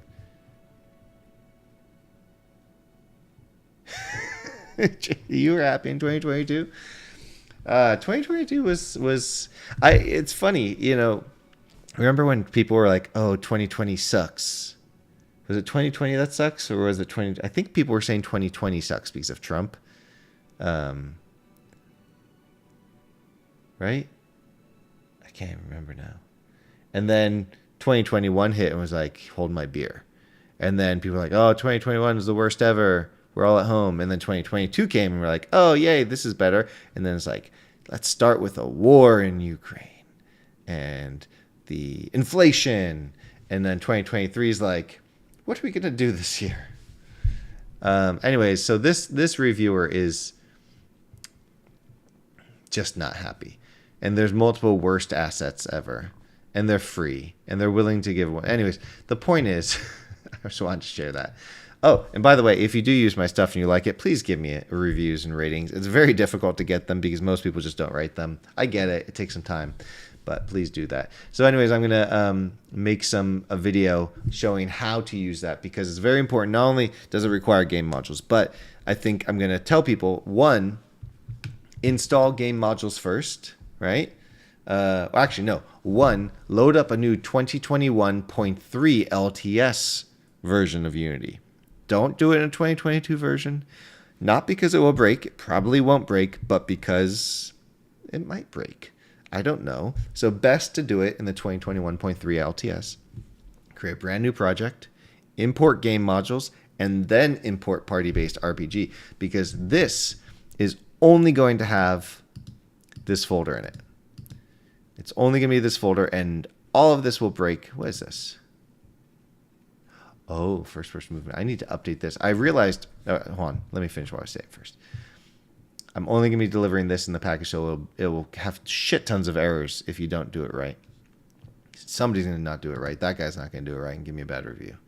I noticed I was watching my old videos on my tutorials, on my docs rather, and I realized, oh yeah, the first-person movement, super simple. First-person movement, nothing big. But I had forgotten that I had made a little editor for it with you know, all this stuff, which is, that's cool. Some floating point issues there.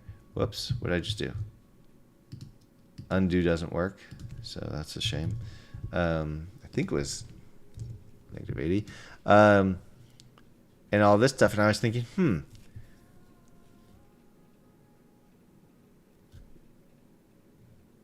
interesting, and this stopped working. The dictionary stopped working because it used to work.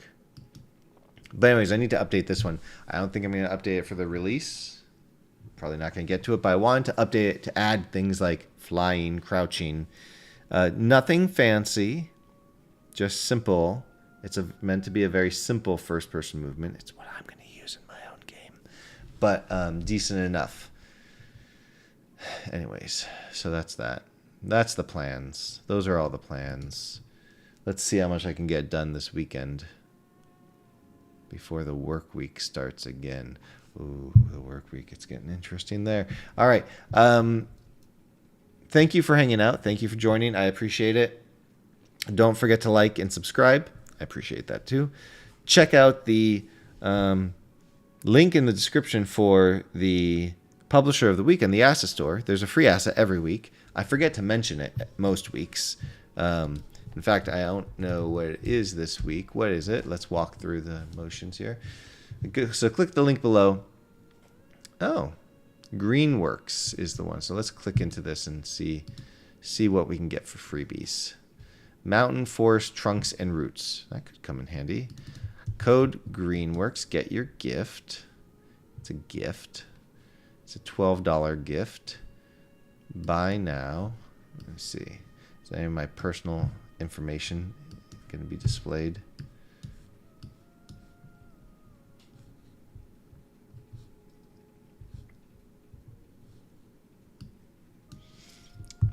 Asset store slow. Very, very slow. Very slow. It's still loading. It's still loading. Okay. There it is. Yes, indeed. Some of my personal information is showing. It's actually a bit incorrect, but whatever. All right, so I'll buy that in a second. Let's see.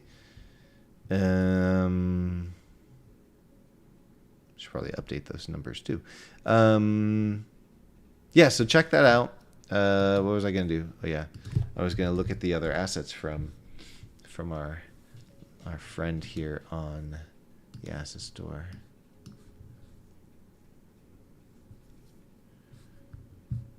Publisher of the week. I've not. Greenworks. Okay. So mountain, forest, trunks, and trees. About Greenworks. Variety libraries and 3 miles ranging from forests and mansions and gardens. Details and variety are updated regularly. This is a very short description. I would suggest a longer description. Yeah, these look cool enough.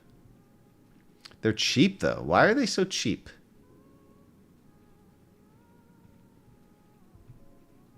That always worries me. Because I know what it takes to produce content, and I would not be able to produce this and sell it for $12. These look photo scanned, too. Are these photo scanned?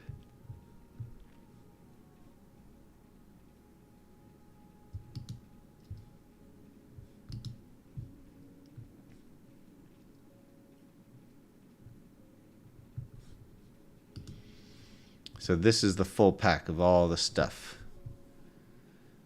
They need to use the video recording thing.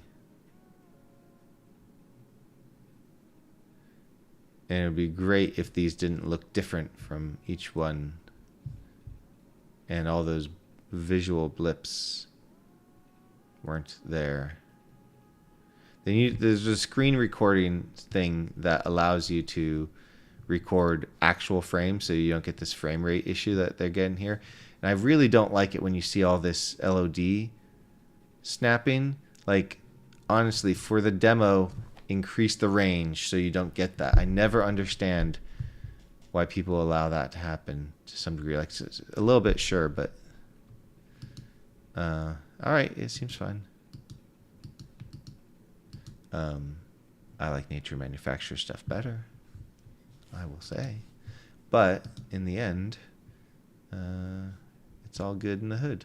Look at that. Somebody is trying to make themselves look like Cinti Studios. Simply Gone. Polygon. Simply Gone. Venn Creations. It's expensive. Why has it got such low ratings? If it just got released 6 days ago.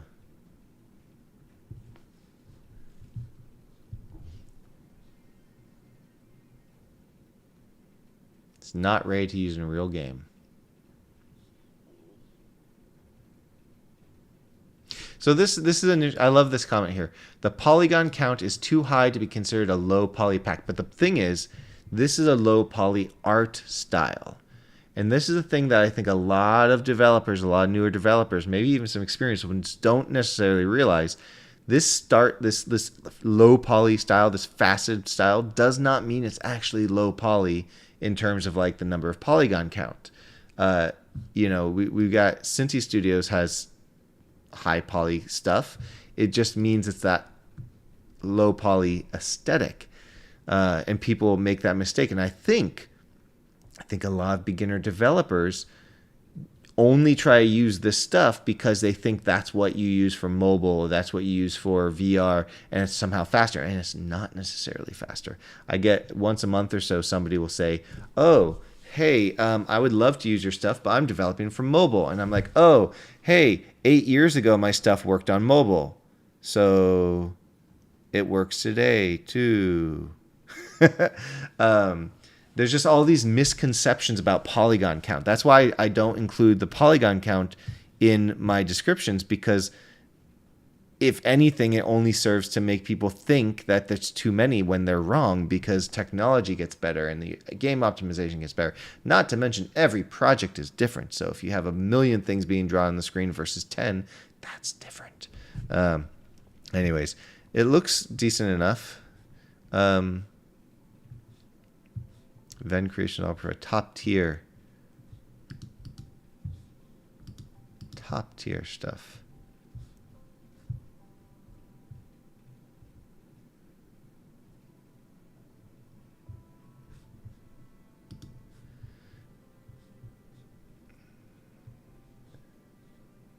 Lack of proficiency optimized in seeing content.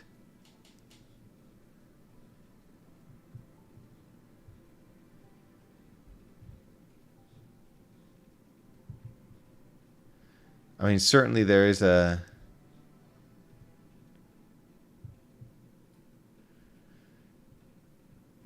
some level of everyone needs to optimize stuff. I get that.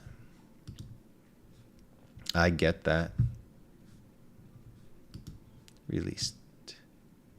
Doesn't have by release date. I will say though, it is pretty clear they're trying to look like Cincy Studios, and I think that's silly. I think it is absolutely silly to try to copy another publisher's sort of graphic style, and there's no world in which they're not copying it. Like, if you just cut and looked only at the top parts here, you'd be like, oh, these are the same, right? Yeah. What else is new? I like looking at the new stuff sometimes. AI voice commands system. Is it? Is it? Really? Least squares? Unlock the power of voice in your game with talking. Huh. Enable real-time voice commands for actions and character movements in English and Spanish. Where's the AI? Why is it AI? It doesn't say. It says it's AI, but it doesn't say how it's AI.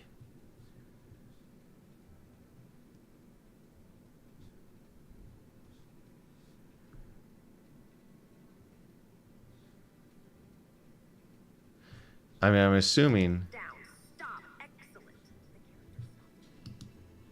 Control the game with the sheer power of their voice.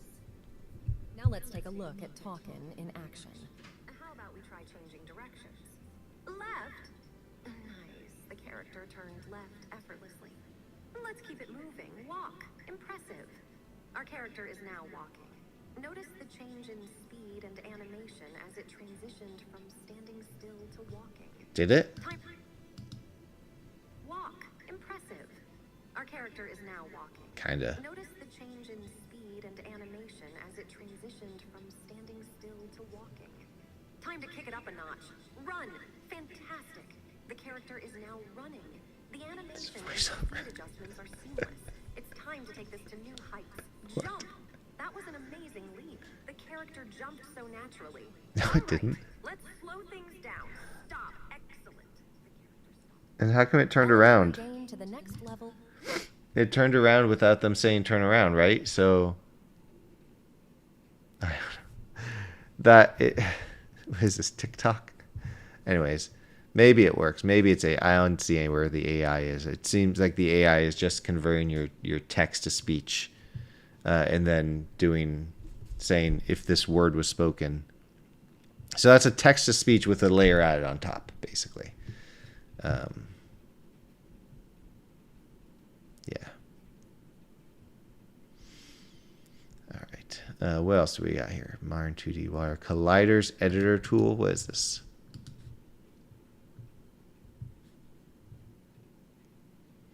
Select and edit primitive 3D collages as if they were game objects, but better. As if they were better than game objects? Can you already do that?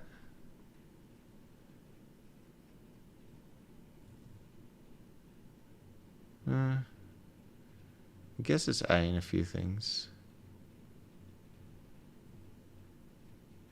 Snapping, that sounds okay.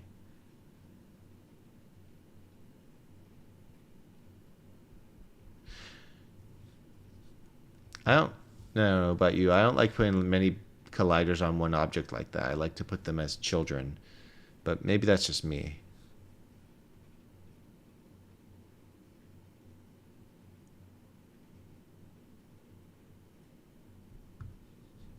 Alright. Nothing wrong with that.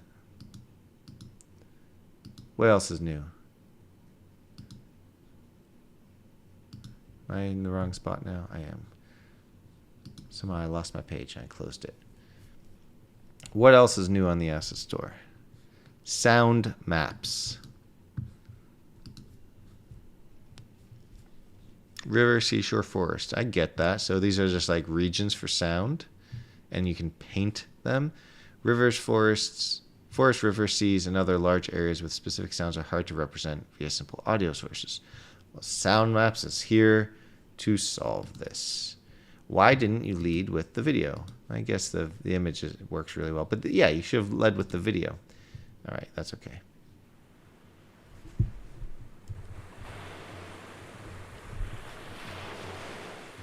Matter of minutes, huh?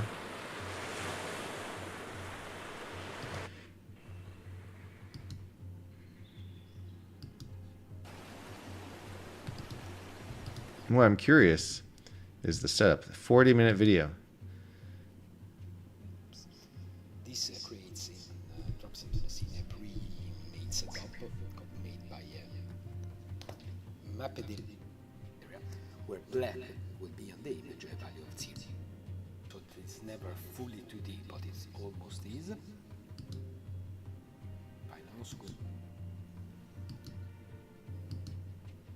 With you. Okay. You will have a smooth transition independently from the position towards the back. Alright. Okay. This could be improved. The description stuff could be improved. Hard to read. Needs some paragraphs. Also, this video is too long. And yeah, maybe some mine are too long too. So, you know, there could be a little glass house going on here. Realistic Italian alleyway. I've never been to Italy. How do I know if it's realistic? They need a quick start video. Everyone needs a quick start video. And these videos need to be using the screen recorder. I think the problem is people don't know the screen recorder. It's also too dark.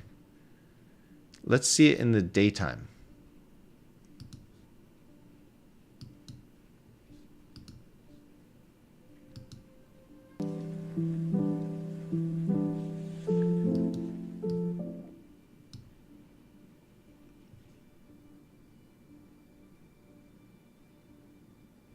Is that Z fighting? Oh no, it's the more effect. Can't control that without anti-aliasing, I suppose. Okay, it's fine. I don't know. It looks like this got a lot of stuff, but it doesn't look realistic to me. But I know it's hard. I know the feeling. Better transform the way it should have looked? Well, that is a bold claim. Oh. But it's not... Is it really meters? I thought it was slightly different than meters, but that's okay. Just like scene view. Check and modify the actual size of an object in a unit of your choice. That's convenient. You can also get the child parent information. Okay. That's could be convenient too. I want a video, but that looks pretty cool.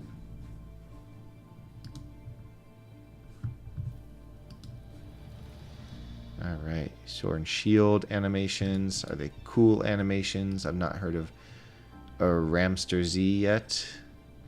Not necessarily a fan of those models, but that's okay. Video isn't loading. There we go. Let's see these animations.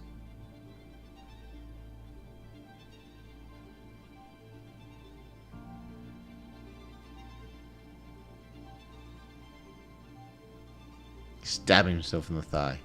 Ugh, take that, me.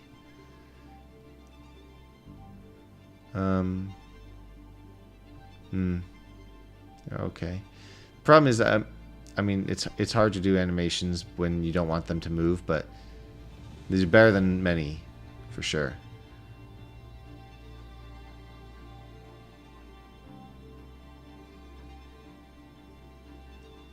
I wonder how they were created.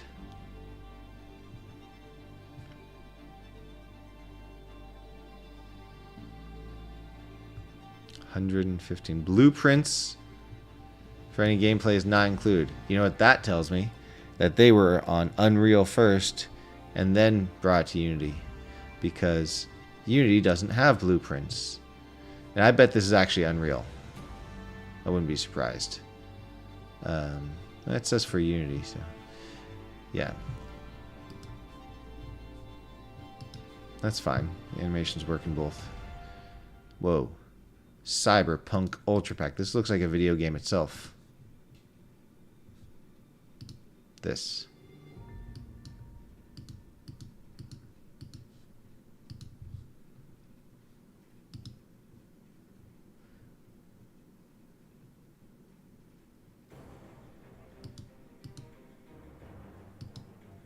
The effects are...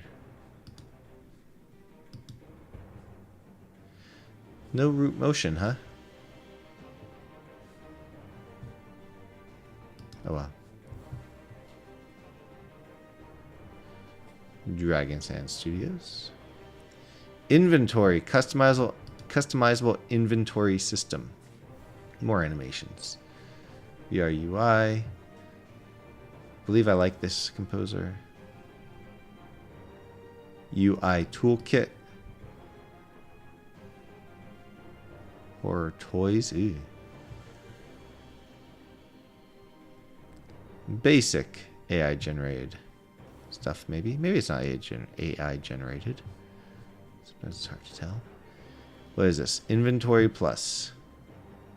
Customizable inventory system.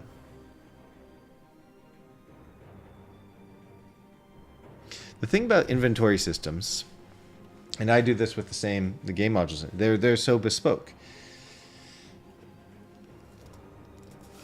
Luckily, you can create your own with the game modules, and you can create however you want.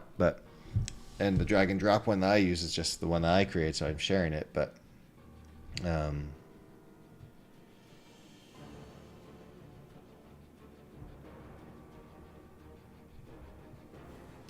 if you don't want that system, then that's the problem. Visual scripting for UI toolkit. Do tell.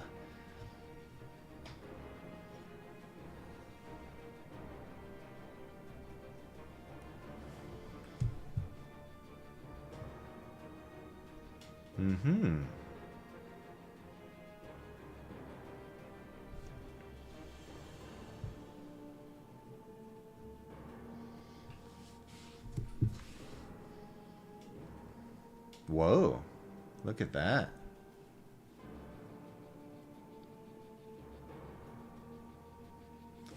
That's interesting.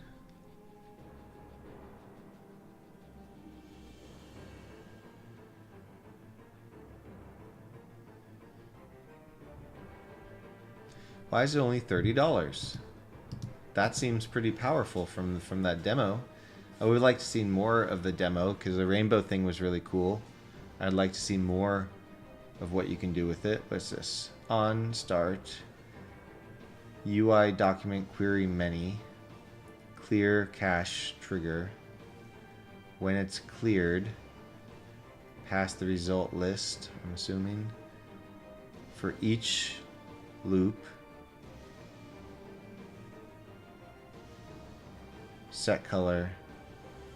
element to this.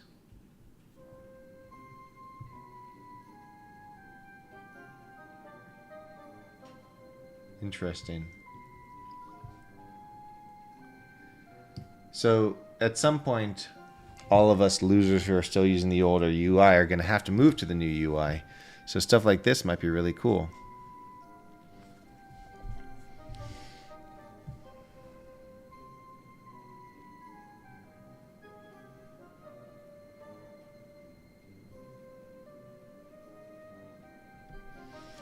Interesting. I wonder why it's so cheap, though. This really seems like the type of thing that should be more expensive to me. Right? Because that seems more powerful than... Well, mesh extracting seems really powerful, too, actually. Oh, this is probably helpful. Because I remember making my game, it was a pain in the freaking ass to get to on Apple stuff. It looks like some good stuff here based on the names and whatnot and the descriptions. But that should be more expensive, right? Right? Like, anyways, node-based UI programming, that seems better than $30.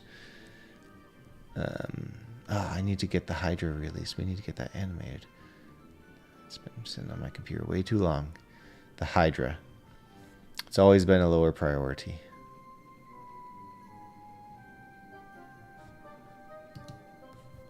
Wait, what was that mailman one? Pooled event system. Alright, that's cool. Elderly grandma. Random ultimate. There's a whole lot of random extensions. Unity functions help you choose random inflow enums with greater towards specific values.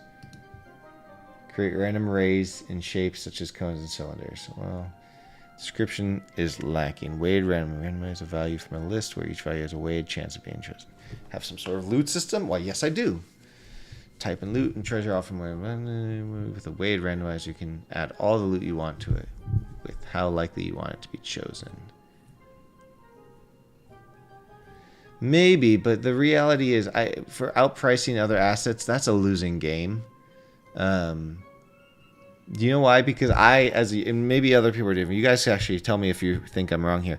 I look at and say, $30 for this, another asset, if it does the exact same thing, or give or take, it costs $60. Which one's better? Which one do I want to spend my time trying to figure out? You know? I don't know if everybody searches for the cheapest thing. I've heard from other publishers that when I think Cynthia's told me this once, and even Procedural Worlds, when they raised prices, they got more sales. And I notice when I lower my prices, like I secretly lower prices sometimes, and I don't get more sales. I do it secretly because I don't want people thinking, oh, the price is lower, I'm going to buy it now. I want organic results, and I don't get more sales. So I don't think price works exactly like that on the asset store, is my guess. So this could be cool, but I think it needs to do a better...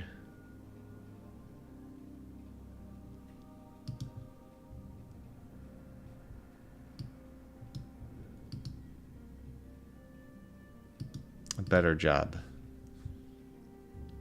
But otherwise, that seems cool enough. Documentation. The one with the most support is the one I buy. Makes sense. I don't know about much marketing either.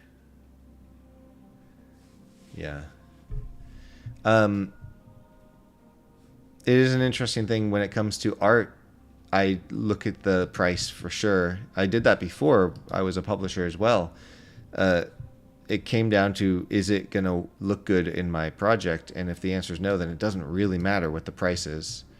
And if the answer is yes, then the price can be quite high and I'll buy it because the goal is to make my game. Now I'm slightly different. I was, my goal was to make games and get them published. So Spain, $80 on something was not an issue. Mm-hmm. Mm-hmm. The piranha. I don't like these. They look fake and they look like they were made with like Dash 3D or something. Sand kit. Oh, like those video games that people play where the things fall. That is true. What was my first asset that I purchased? Oh, it doesn't open a new tab. I had command down. I guess it doesn't open a new tab. Look at all my items. I've bought so many items. Sort by purchase date. That's not the right date sort.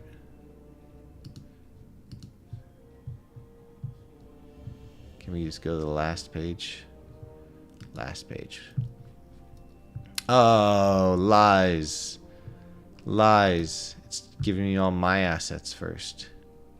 What was the first asset? I think it was like a sword or a shield or a book. And I remember it ultimately didn't work in my game, but it could have been my fault because I was an idiot and didn't know how to use Unity at the time.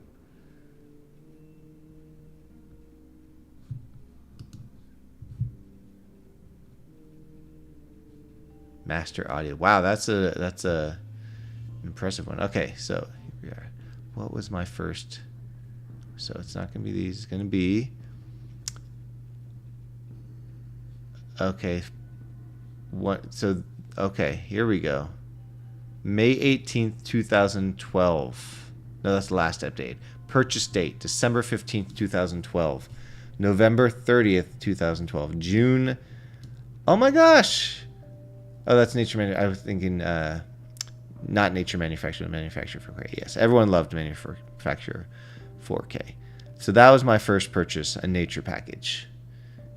This was, so people have heard me, Jason, you beat me. People have heard me tell the story that I first failed at using Unity. It was the summer of 2012. I was at a transition point in my life.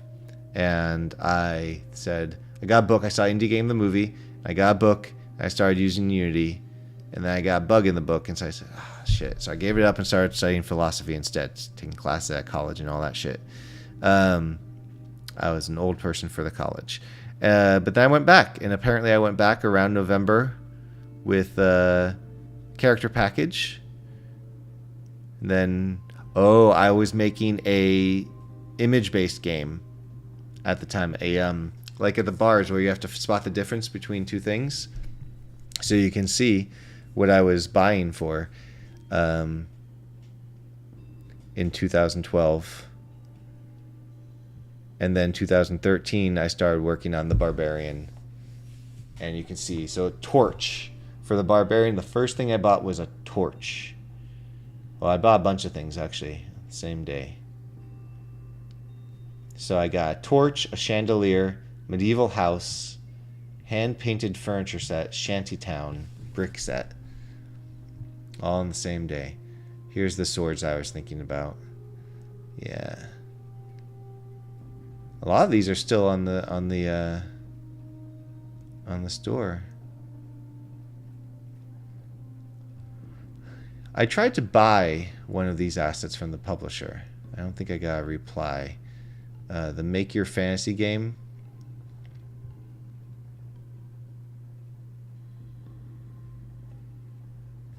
This one was interesting because this one, if I'm not mistaken, is this was the one by the Ultima people.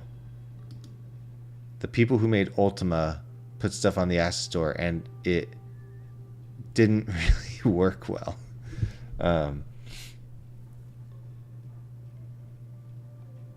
There we go, goblins. You can see. This was the day where I said, "Fuck it, my game is now called the Barbarian." November 5th, 2013.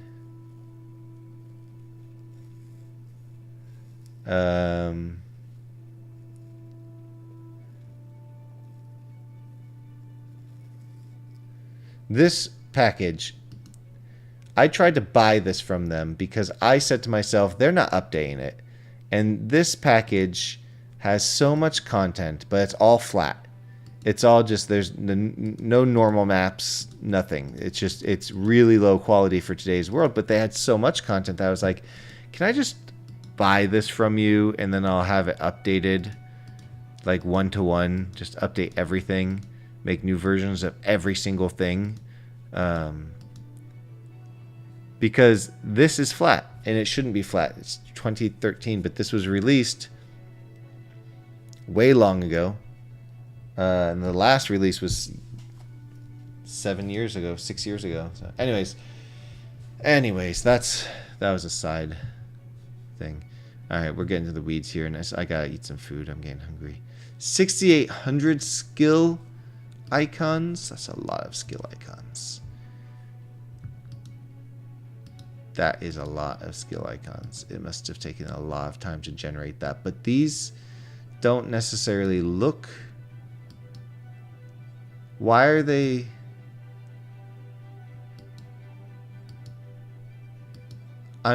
Okay. So AI generated, perfectly fine with that. No issue with AI generation stuff. But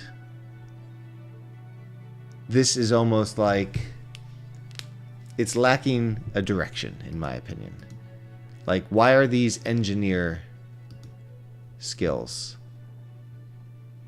I don't know. They don't look like engineer skills. I don't even know what that is. I don't know what that is. I don't know what that is. I don't know what any of these things are. What are these things? You know what I mean? Like, is that a rocket ship or a dildo? I don't know. It could be either. Could be both. I don't know. It just doesn't make sense to me. I'm sure a lot of you who are just listening to the stream rather than watching it suddenly were like, what was that? What was that? Why aren't I using headphones? Yeah. So anyways, I'm all about AI stuff. I think it's great, but this just doesn't make any sense to me because of the lack of direction. Lack of direction. Captain Cat, Sparrow. For $100 too. Are these just all? Yeah, it's all AI, which is fine. Again, nothing wrong with AI, but do these all have the same 4K PBR? What is this? These are the same, aren't they? Is there any difference between all these? They have the exact same key image. So what's the difference? 100 ground materials URP, HGRP. Oh my gosh, just make it one package for crying out loud. Are you serious? Ugh, that annoys me. Process of creation. Base image from photo.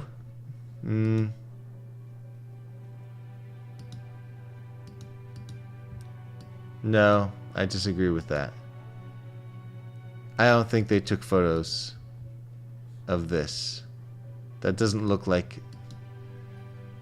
I've created textures from photos in Adobe tools, Substance tools.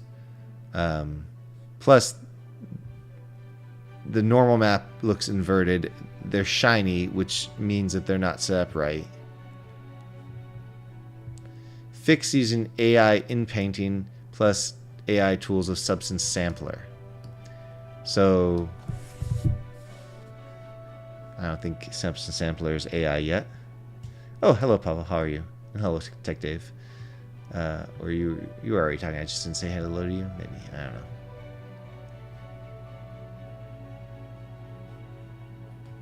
Is the size limit?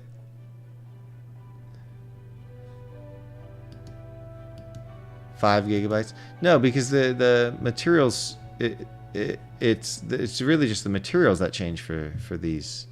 The texture should be the same. And they're not showing any different textures here.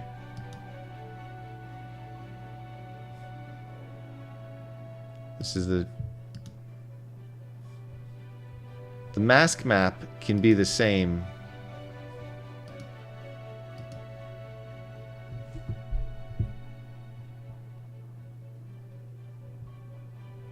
No, I think they could have made it one package, but maybe not. Maybe not. Oh, does it? So, okay, I apologize. I apologize. See it now. I didn't read. Anyways, I have texture packs. They aren't AI generated though. They were human made using substance alchemist, whatever they call it, alchemist now. But you know, my stuff, Pavel, uses a texture map or a packed map that works in HDRP. The mask map. This is how I do my textures, and they work in HDRP and built-in. But there's just some channels aren't used in the built-in, unless I'm doing it wrong, and I've been doing it wrong this whole time, which is always possible, I suppose. Anyways, that's enough talking about that. There's just you know, again, I'm all about AI stuff, but getting into the weeds here of the new release discounts based on popularity. I don't. Angel Girl Rin, come on, come on, come on. Are these AI generated? 2D platformer, stone, rocks, blocks, tile set, volume 2. Does it say AI? It does. A partially created AI, corrected and finished in graphics programs. That makes sense. Very minimal stuff here.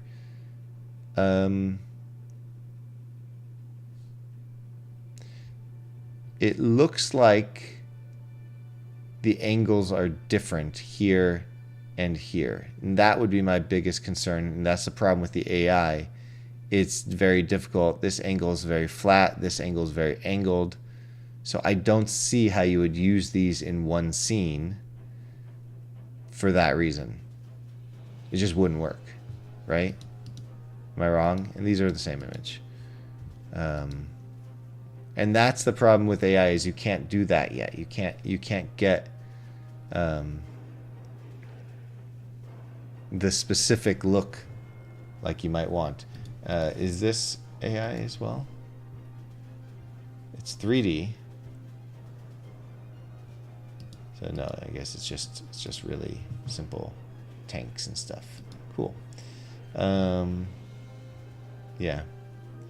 I like how so many of these are just $15 because you have to, I don't know if you know this, if you're a publisher, you need to be $15 to use the new release discount. So a lot of packages get released at $15 just so they can get their new release discount, because a lot of these publishers somehow think low price. I gotta tell you, if you're a publisher on the Asset Store and you live in a low cost country, you are set. You're able to live low cost and sell to people who live in the most expensive areas in the world and are willing to pay a lot of money. So take advantage and sell to rich people, because rich people pay more and are more willing to pay. The damned witch. Cat girl. Person in a hair salon. Click sounds. Click sounds are always helpful.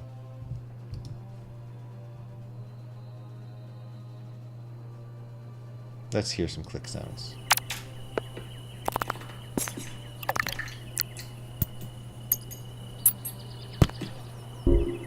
Click, click, click.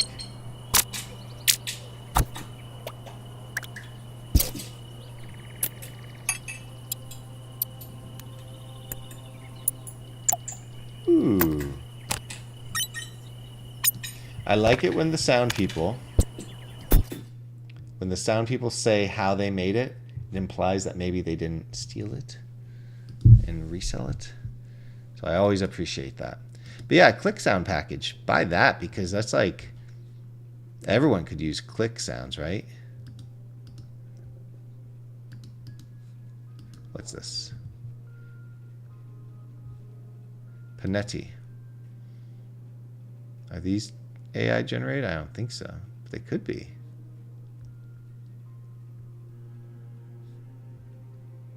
Please leave feedback.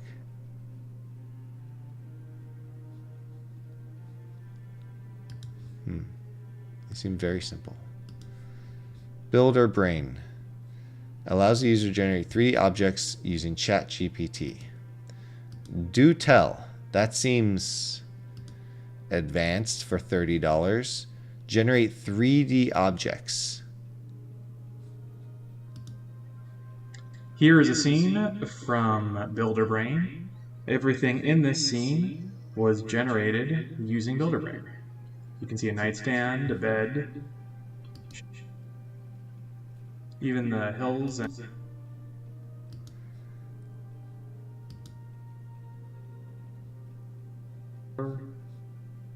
I wish people used YouTube.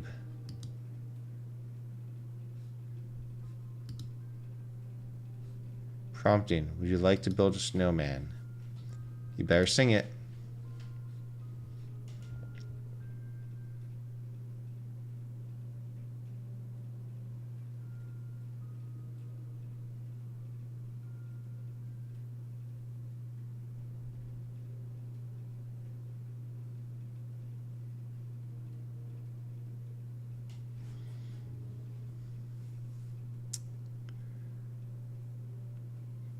Okay, I'm starting to get an idea of what might be actually happening behind the scenes here. Okay, it's asking ChatGPT to imagine the positions of shapes of primitives and colors and the positions, and then it's going to say, now instantiate those. I think that's what's going on here. It's very slow though. That's just probably the API. Like, could you have built this yourself faster? Maybe. Maybe not. Jason, you have 78,000 sound effects.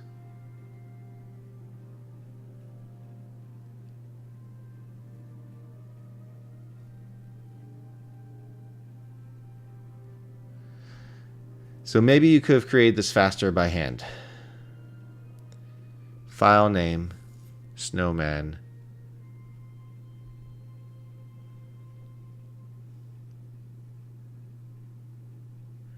Well, okay. So, yes, the snowman was created.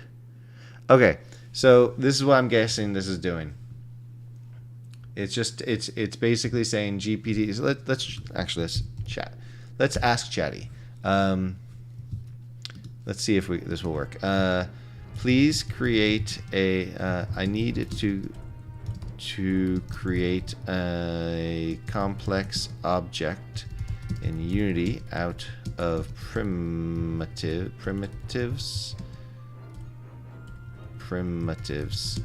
Nope.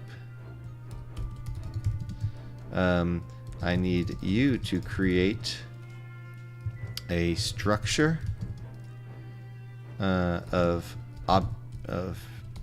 primitive objects, sizes, colors, and shapes, and rotations and positions to build the object. I will describe it, and you need to create a structure of those objects and then the code to populate it in Unity. We'll see if it figures that out. So, object. A beige pyramid with a yellow, smaller pyramid cap on top, flush with the main. Can you do a pyramid as primitives? Maybe not. Object. A snowman out of 3 spheres, white, with 2 black cube eyes and an orange cylinder nose. I'll figure that out. Let's see what it does. Let's build this step by step. So I'm sure it has a predefined structure in that asset. Let's build this snowman step by step.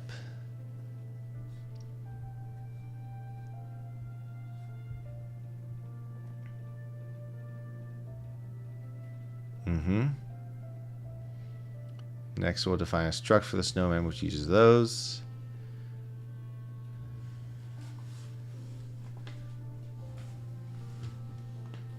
And then we create a method that creates a snowman instance.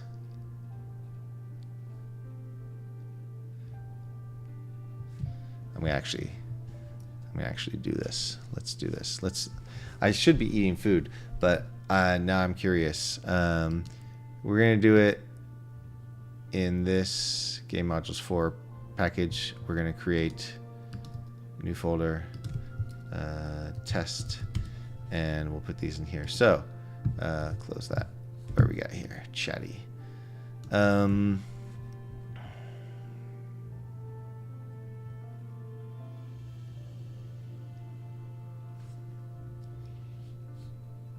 Okay, we're gonna create a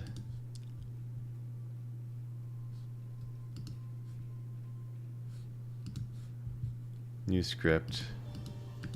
Create. We call these primitive structs. New window. Minimize these. This is fun, right? Alright, and we're going to put these here. Okay, and then we will take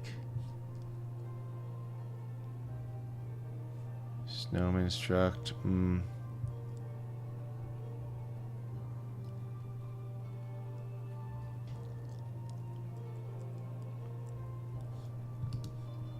Okay, let's try something out. Great. I've made this script. Can you write me a script that will take the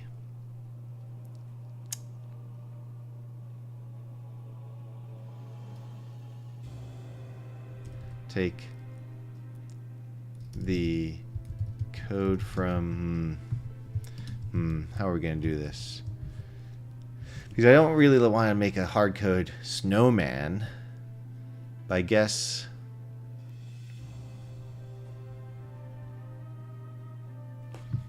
okay. I need the create method to be agnostic to what we are creating, and also a script that will instantiate it in the editor, probably through an editor window. Let's see if it'll just make all that for me. Oh, we could do that, huh?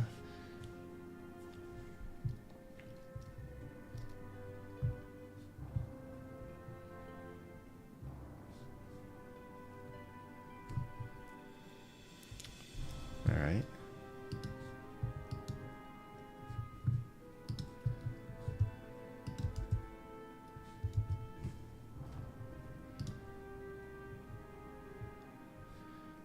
Okay. So there's going to be primitive creator window and an editor script thing, I believe. Oops.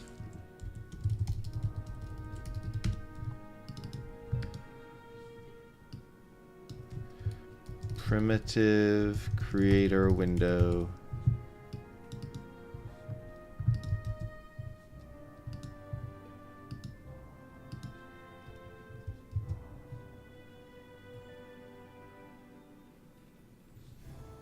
Is this supposed to be an editor or not?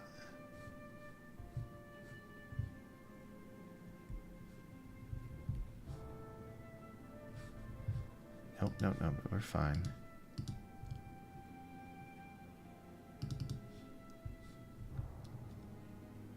What's going on here? Type primitive, structs primitive, in interface list is not an interface. Alright, let's just copy error.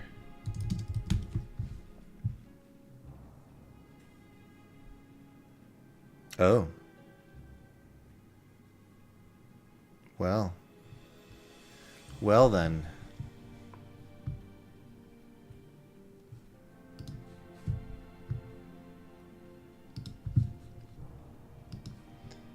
Abstract class primitive, do those, and then for the create, let's say and do this instead. Fine by me. Okay, let's see. All right, window. How do we load up the window? What did we say? Just look at the code itself. Window primitive creator. Window primitive creator. All right, we have our primitive creator now. Put that there. And all right. So we're going to take our window primitive creator. Let's add a large text box that will take input and a button that says create object. I suppose we'll need a field, a text field for name of object with default value new object. All right. This is exciting. I like using AI.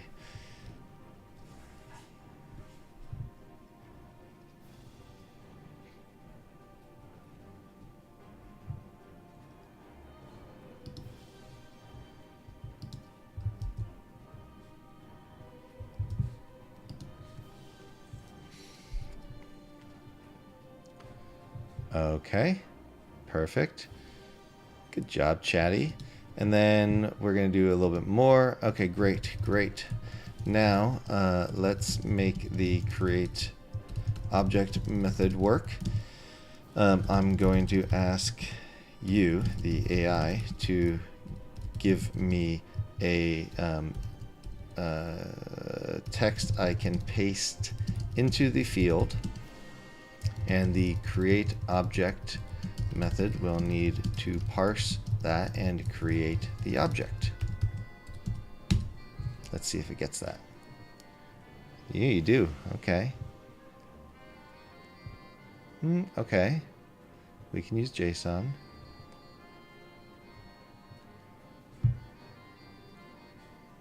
We need to modify your class to be serializable. That's true. Close tabs to the left. Close repository structs.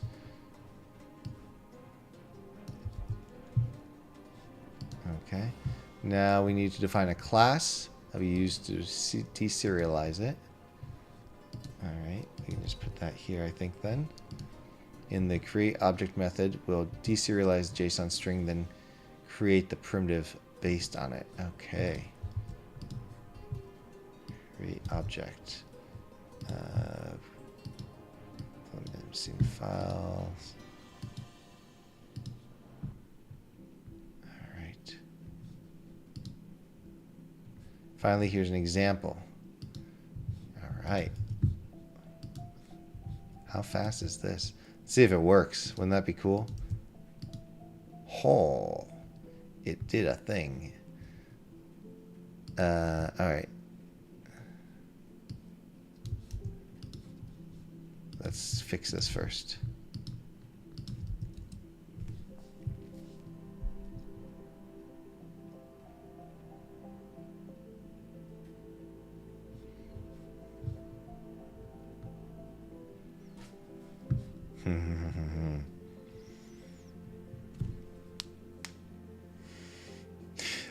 Honestly, if I can get this working to a point where it kind of makes sense, I might just make an asset of this. I don't think I stole somebody else's asset. I just took somebody's idea and made my own version, but I don't necessarily think this is particularly crazy helpful. I think it's going to take a lot of work to make it actually something that makes sense. But at the same time, it's certainly interesting.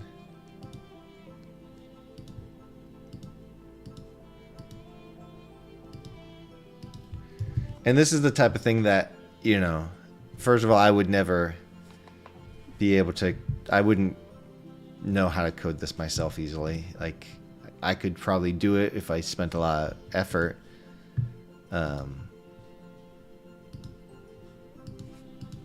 Great. Okay.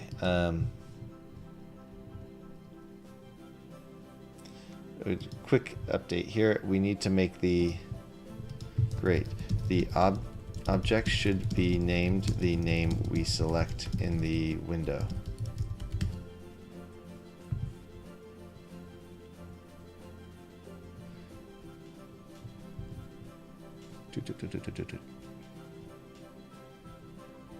Feel like there are some redundancies here. Cool. Let's make this code simpler by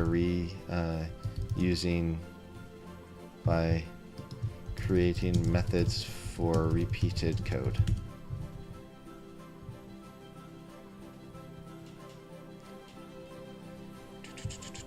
Okay, so we're doing create object.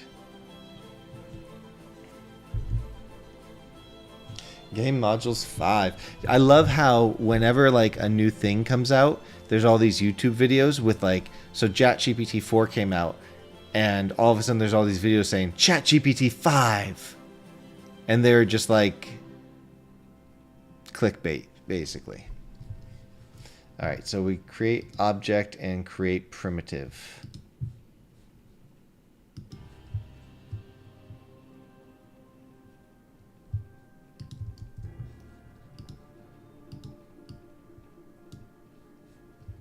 Okay. At some point we need to give it the updated code as well. All right. Create object, new object. Great. Okay.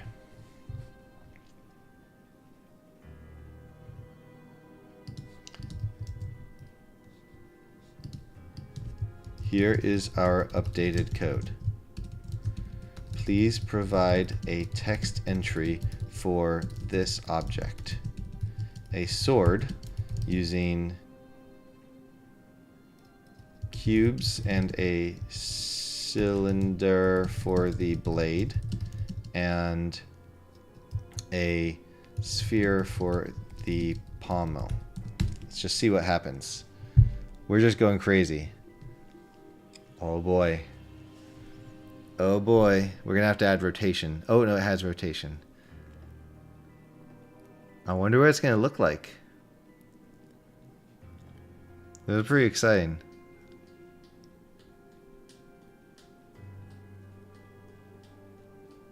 And then the only other things are just getting you to put your account information into the system, and then getting this to kind of spit it out in that, and then automatically do it, run it. Or give you the chance to look at it before you say create object. JSON must represent an object type. Error. Error.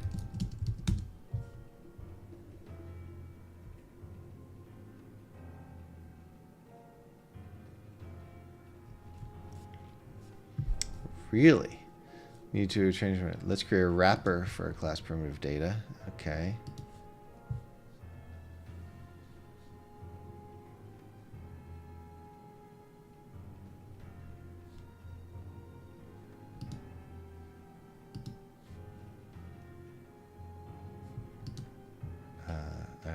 Why was that was anyways all right, primitive structs, we'll just add it here for now, and now you can change create object to do this. Okay,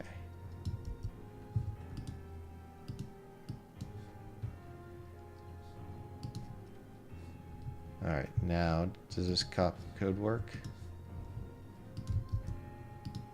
It worked. Does it actually look like a sword?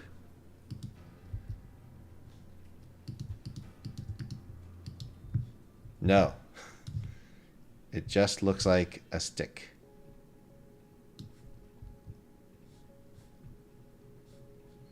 Oh, I bet. Okay.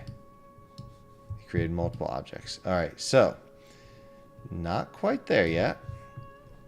Let's see if we can get the AI to be clever here.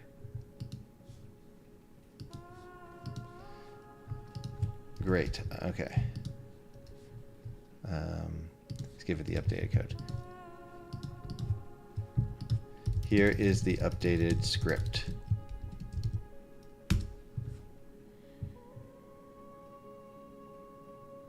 Great job. Okay. I do have a small suggestion. Okay. All right. I mean, it's great that we can... It's giving itself suggestions.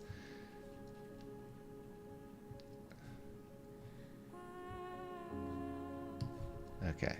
We'll take your suggestion.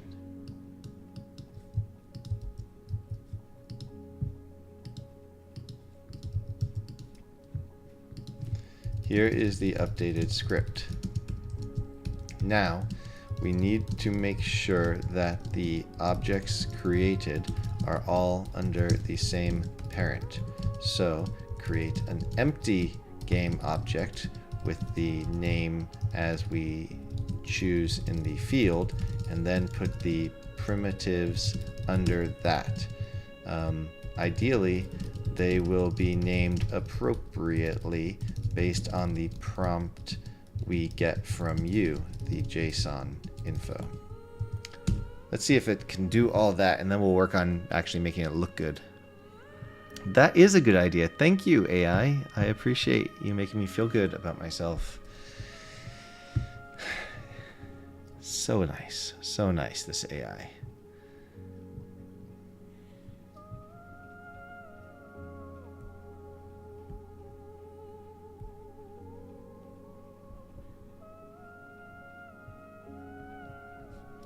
Copy that code. Copy that.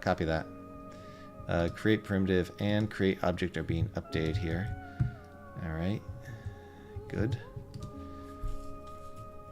Let's check it out. Check it out. Yo, check it out. And we're going to call this sword. Create object. It's a sword. All right. And cube, sphere. Okay. I mean for the primitive... I mean the primitives should be named things like for the sword, blade, hilt, pommel, etc. Please make that update and then provide a new JSON prompt and consider the color of the objects as well as the overall shape. For example, the blade should probably be wider in one direction than the other. That's 3 different things I gave it.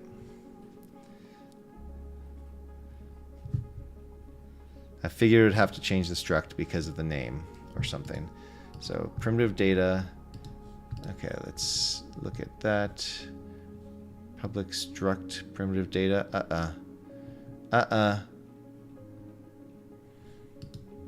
You're using the old struct, but that's okay. We'll just use this. Then create primitive.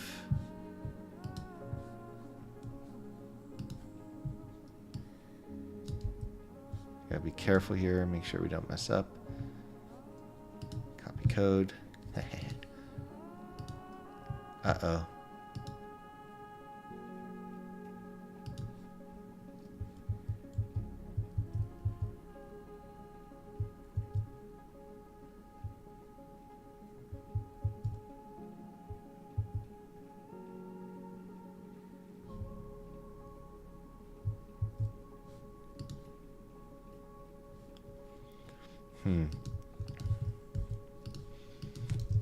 Does this need to be updated to handle the object names?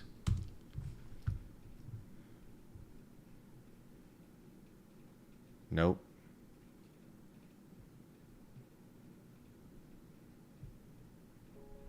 Are you gonna figure out that it's wrong?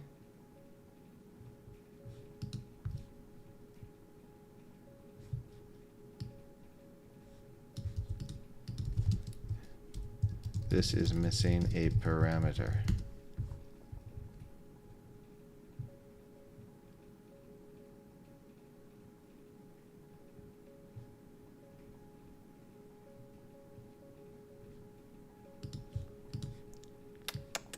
See, the AI isn't perfect. Is it used? It is. Okay. Let's copy this and see if it works. Ooh, boy. Okay. Oh, boy. Indeed. Okay. Create object. Well.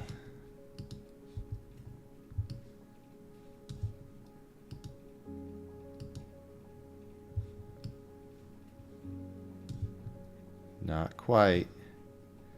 Color didn't really come through.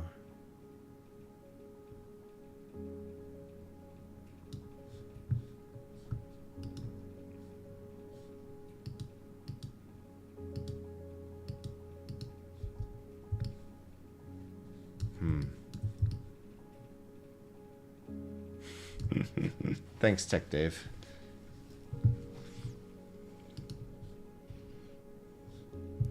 I mean, colors all look black, and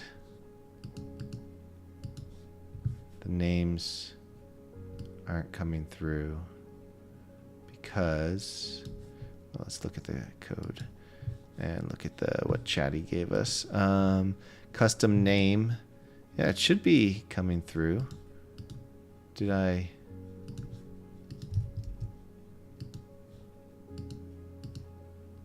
All right, well, let's see.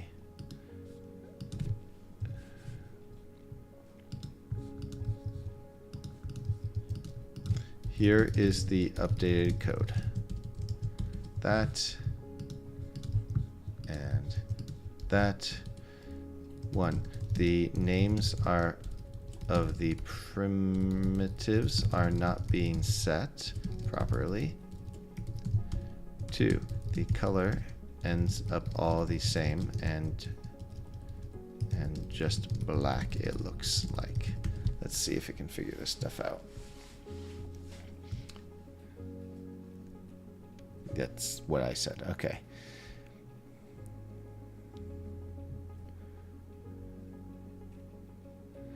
Names of the parameters. You could, let's pass in the data. Okay, that's what I figured, something like that. All right, where's our data type? Switch data type right here.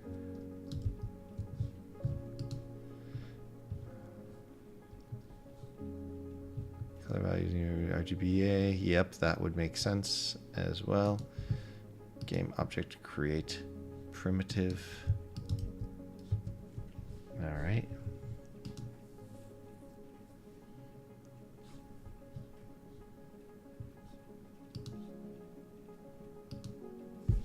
Not quite.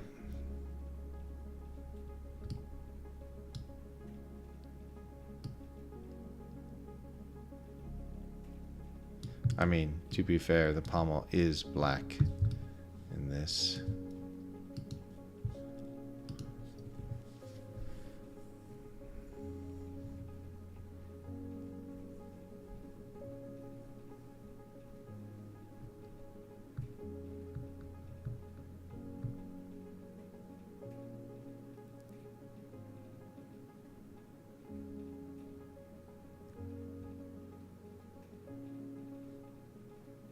I don't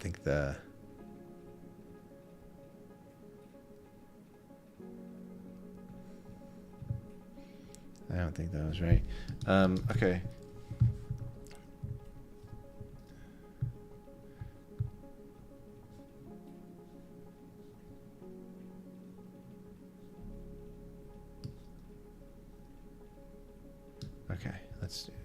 Okay. Let's do a new prompt for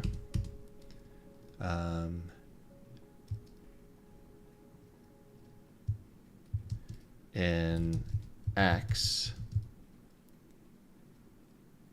Please consider color, shape, and parts of the axe. Let's see if it can just be creative.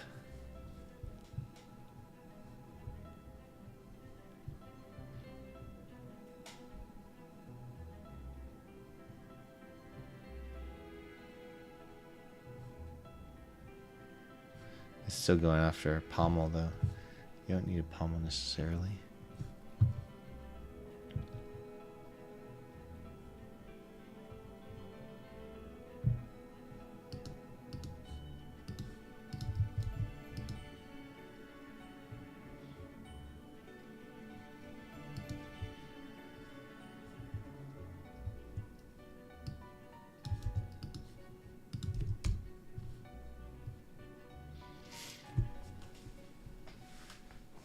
Mm-hmm.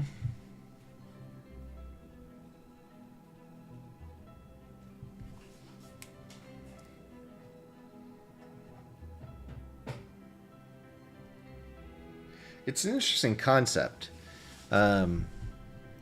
If it can get it right. The problem is that I think, as even when we saw in the other video, it's not going to get it right a lot of the times. So it's still going to require manual effort. So the question becomes, is it faster than just doing it by hand? And it might be, even with the manual effort.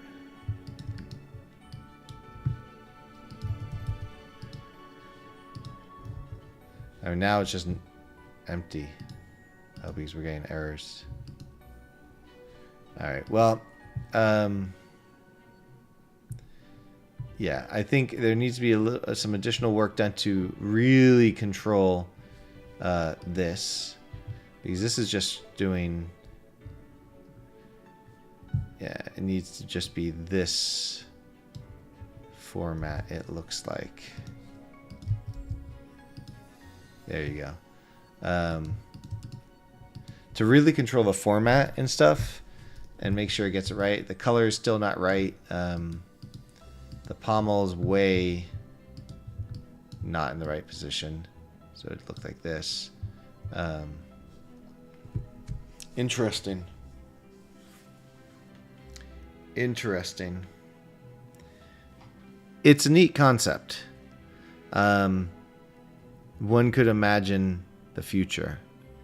Not quite here yet, but it's a neat concept nonetheless. It would be interesting to see if we can get really complex. Let's try one more thing. Okay.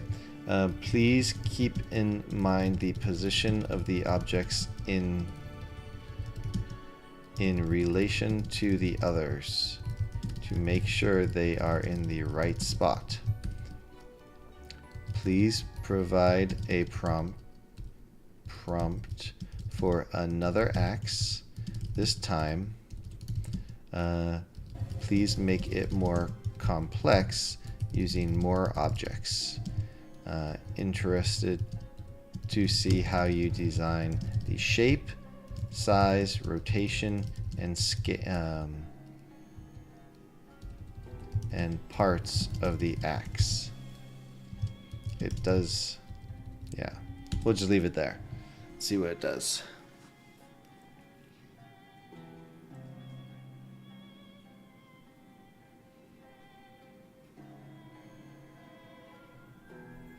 The color's still not working. I decided not to harp on that yet. That could be something I can figure out myself or something too. What's with all these spam things? Must read. Do you support universal background checks for firearm? Blah, blah, blah, blah, blah, blah, blah, blah. But if you respond to that, then you get your stuff stolen. Because it's fake.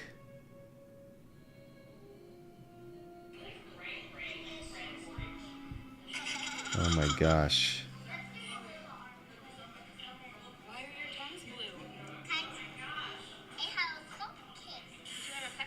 Oh my gosh.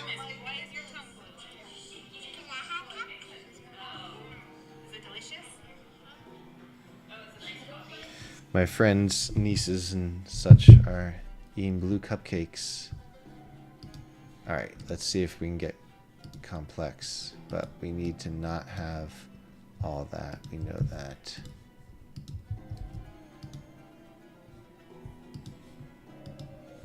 Oh, wow. Look at that. It's not so bad, right? I mean, the pommels, bottom decoration is in the wrong spot. Maybe that should be here. I mean, that's also... Oh, yeah, so top ornament would go here. Top, bottom ornament. Go down here. Top decoration. Maybe this scales all off too, but... Honestly... It's a pretty interesting concept. I'm just going to save this scene and I don't know. Maybe I'll play with it more. Maybe I won't. It's a new world we live in, though. Using AI to make systems that are essentially AI systems themselves. But all right, I'm going to call it a stream there. I got to eat some food. Thanks, everyone, for hanging out and participating. And I hope to see you real soon. Thanks.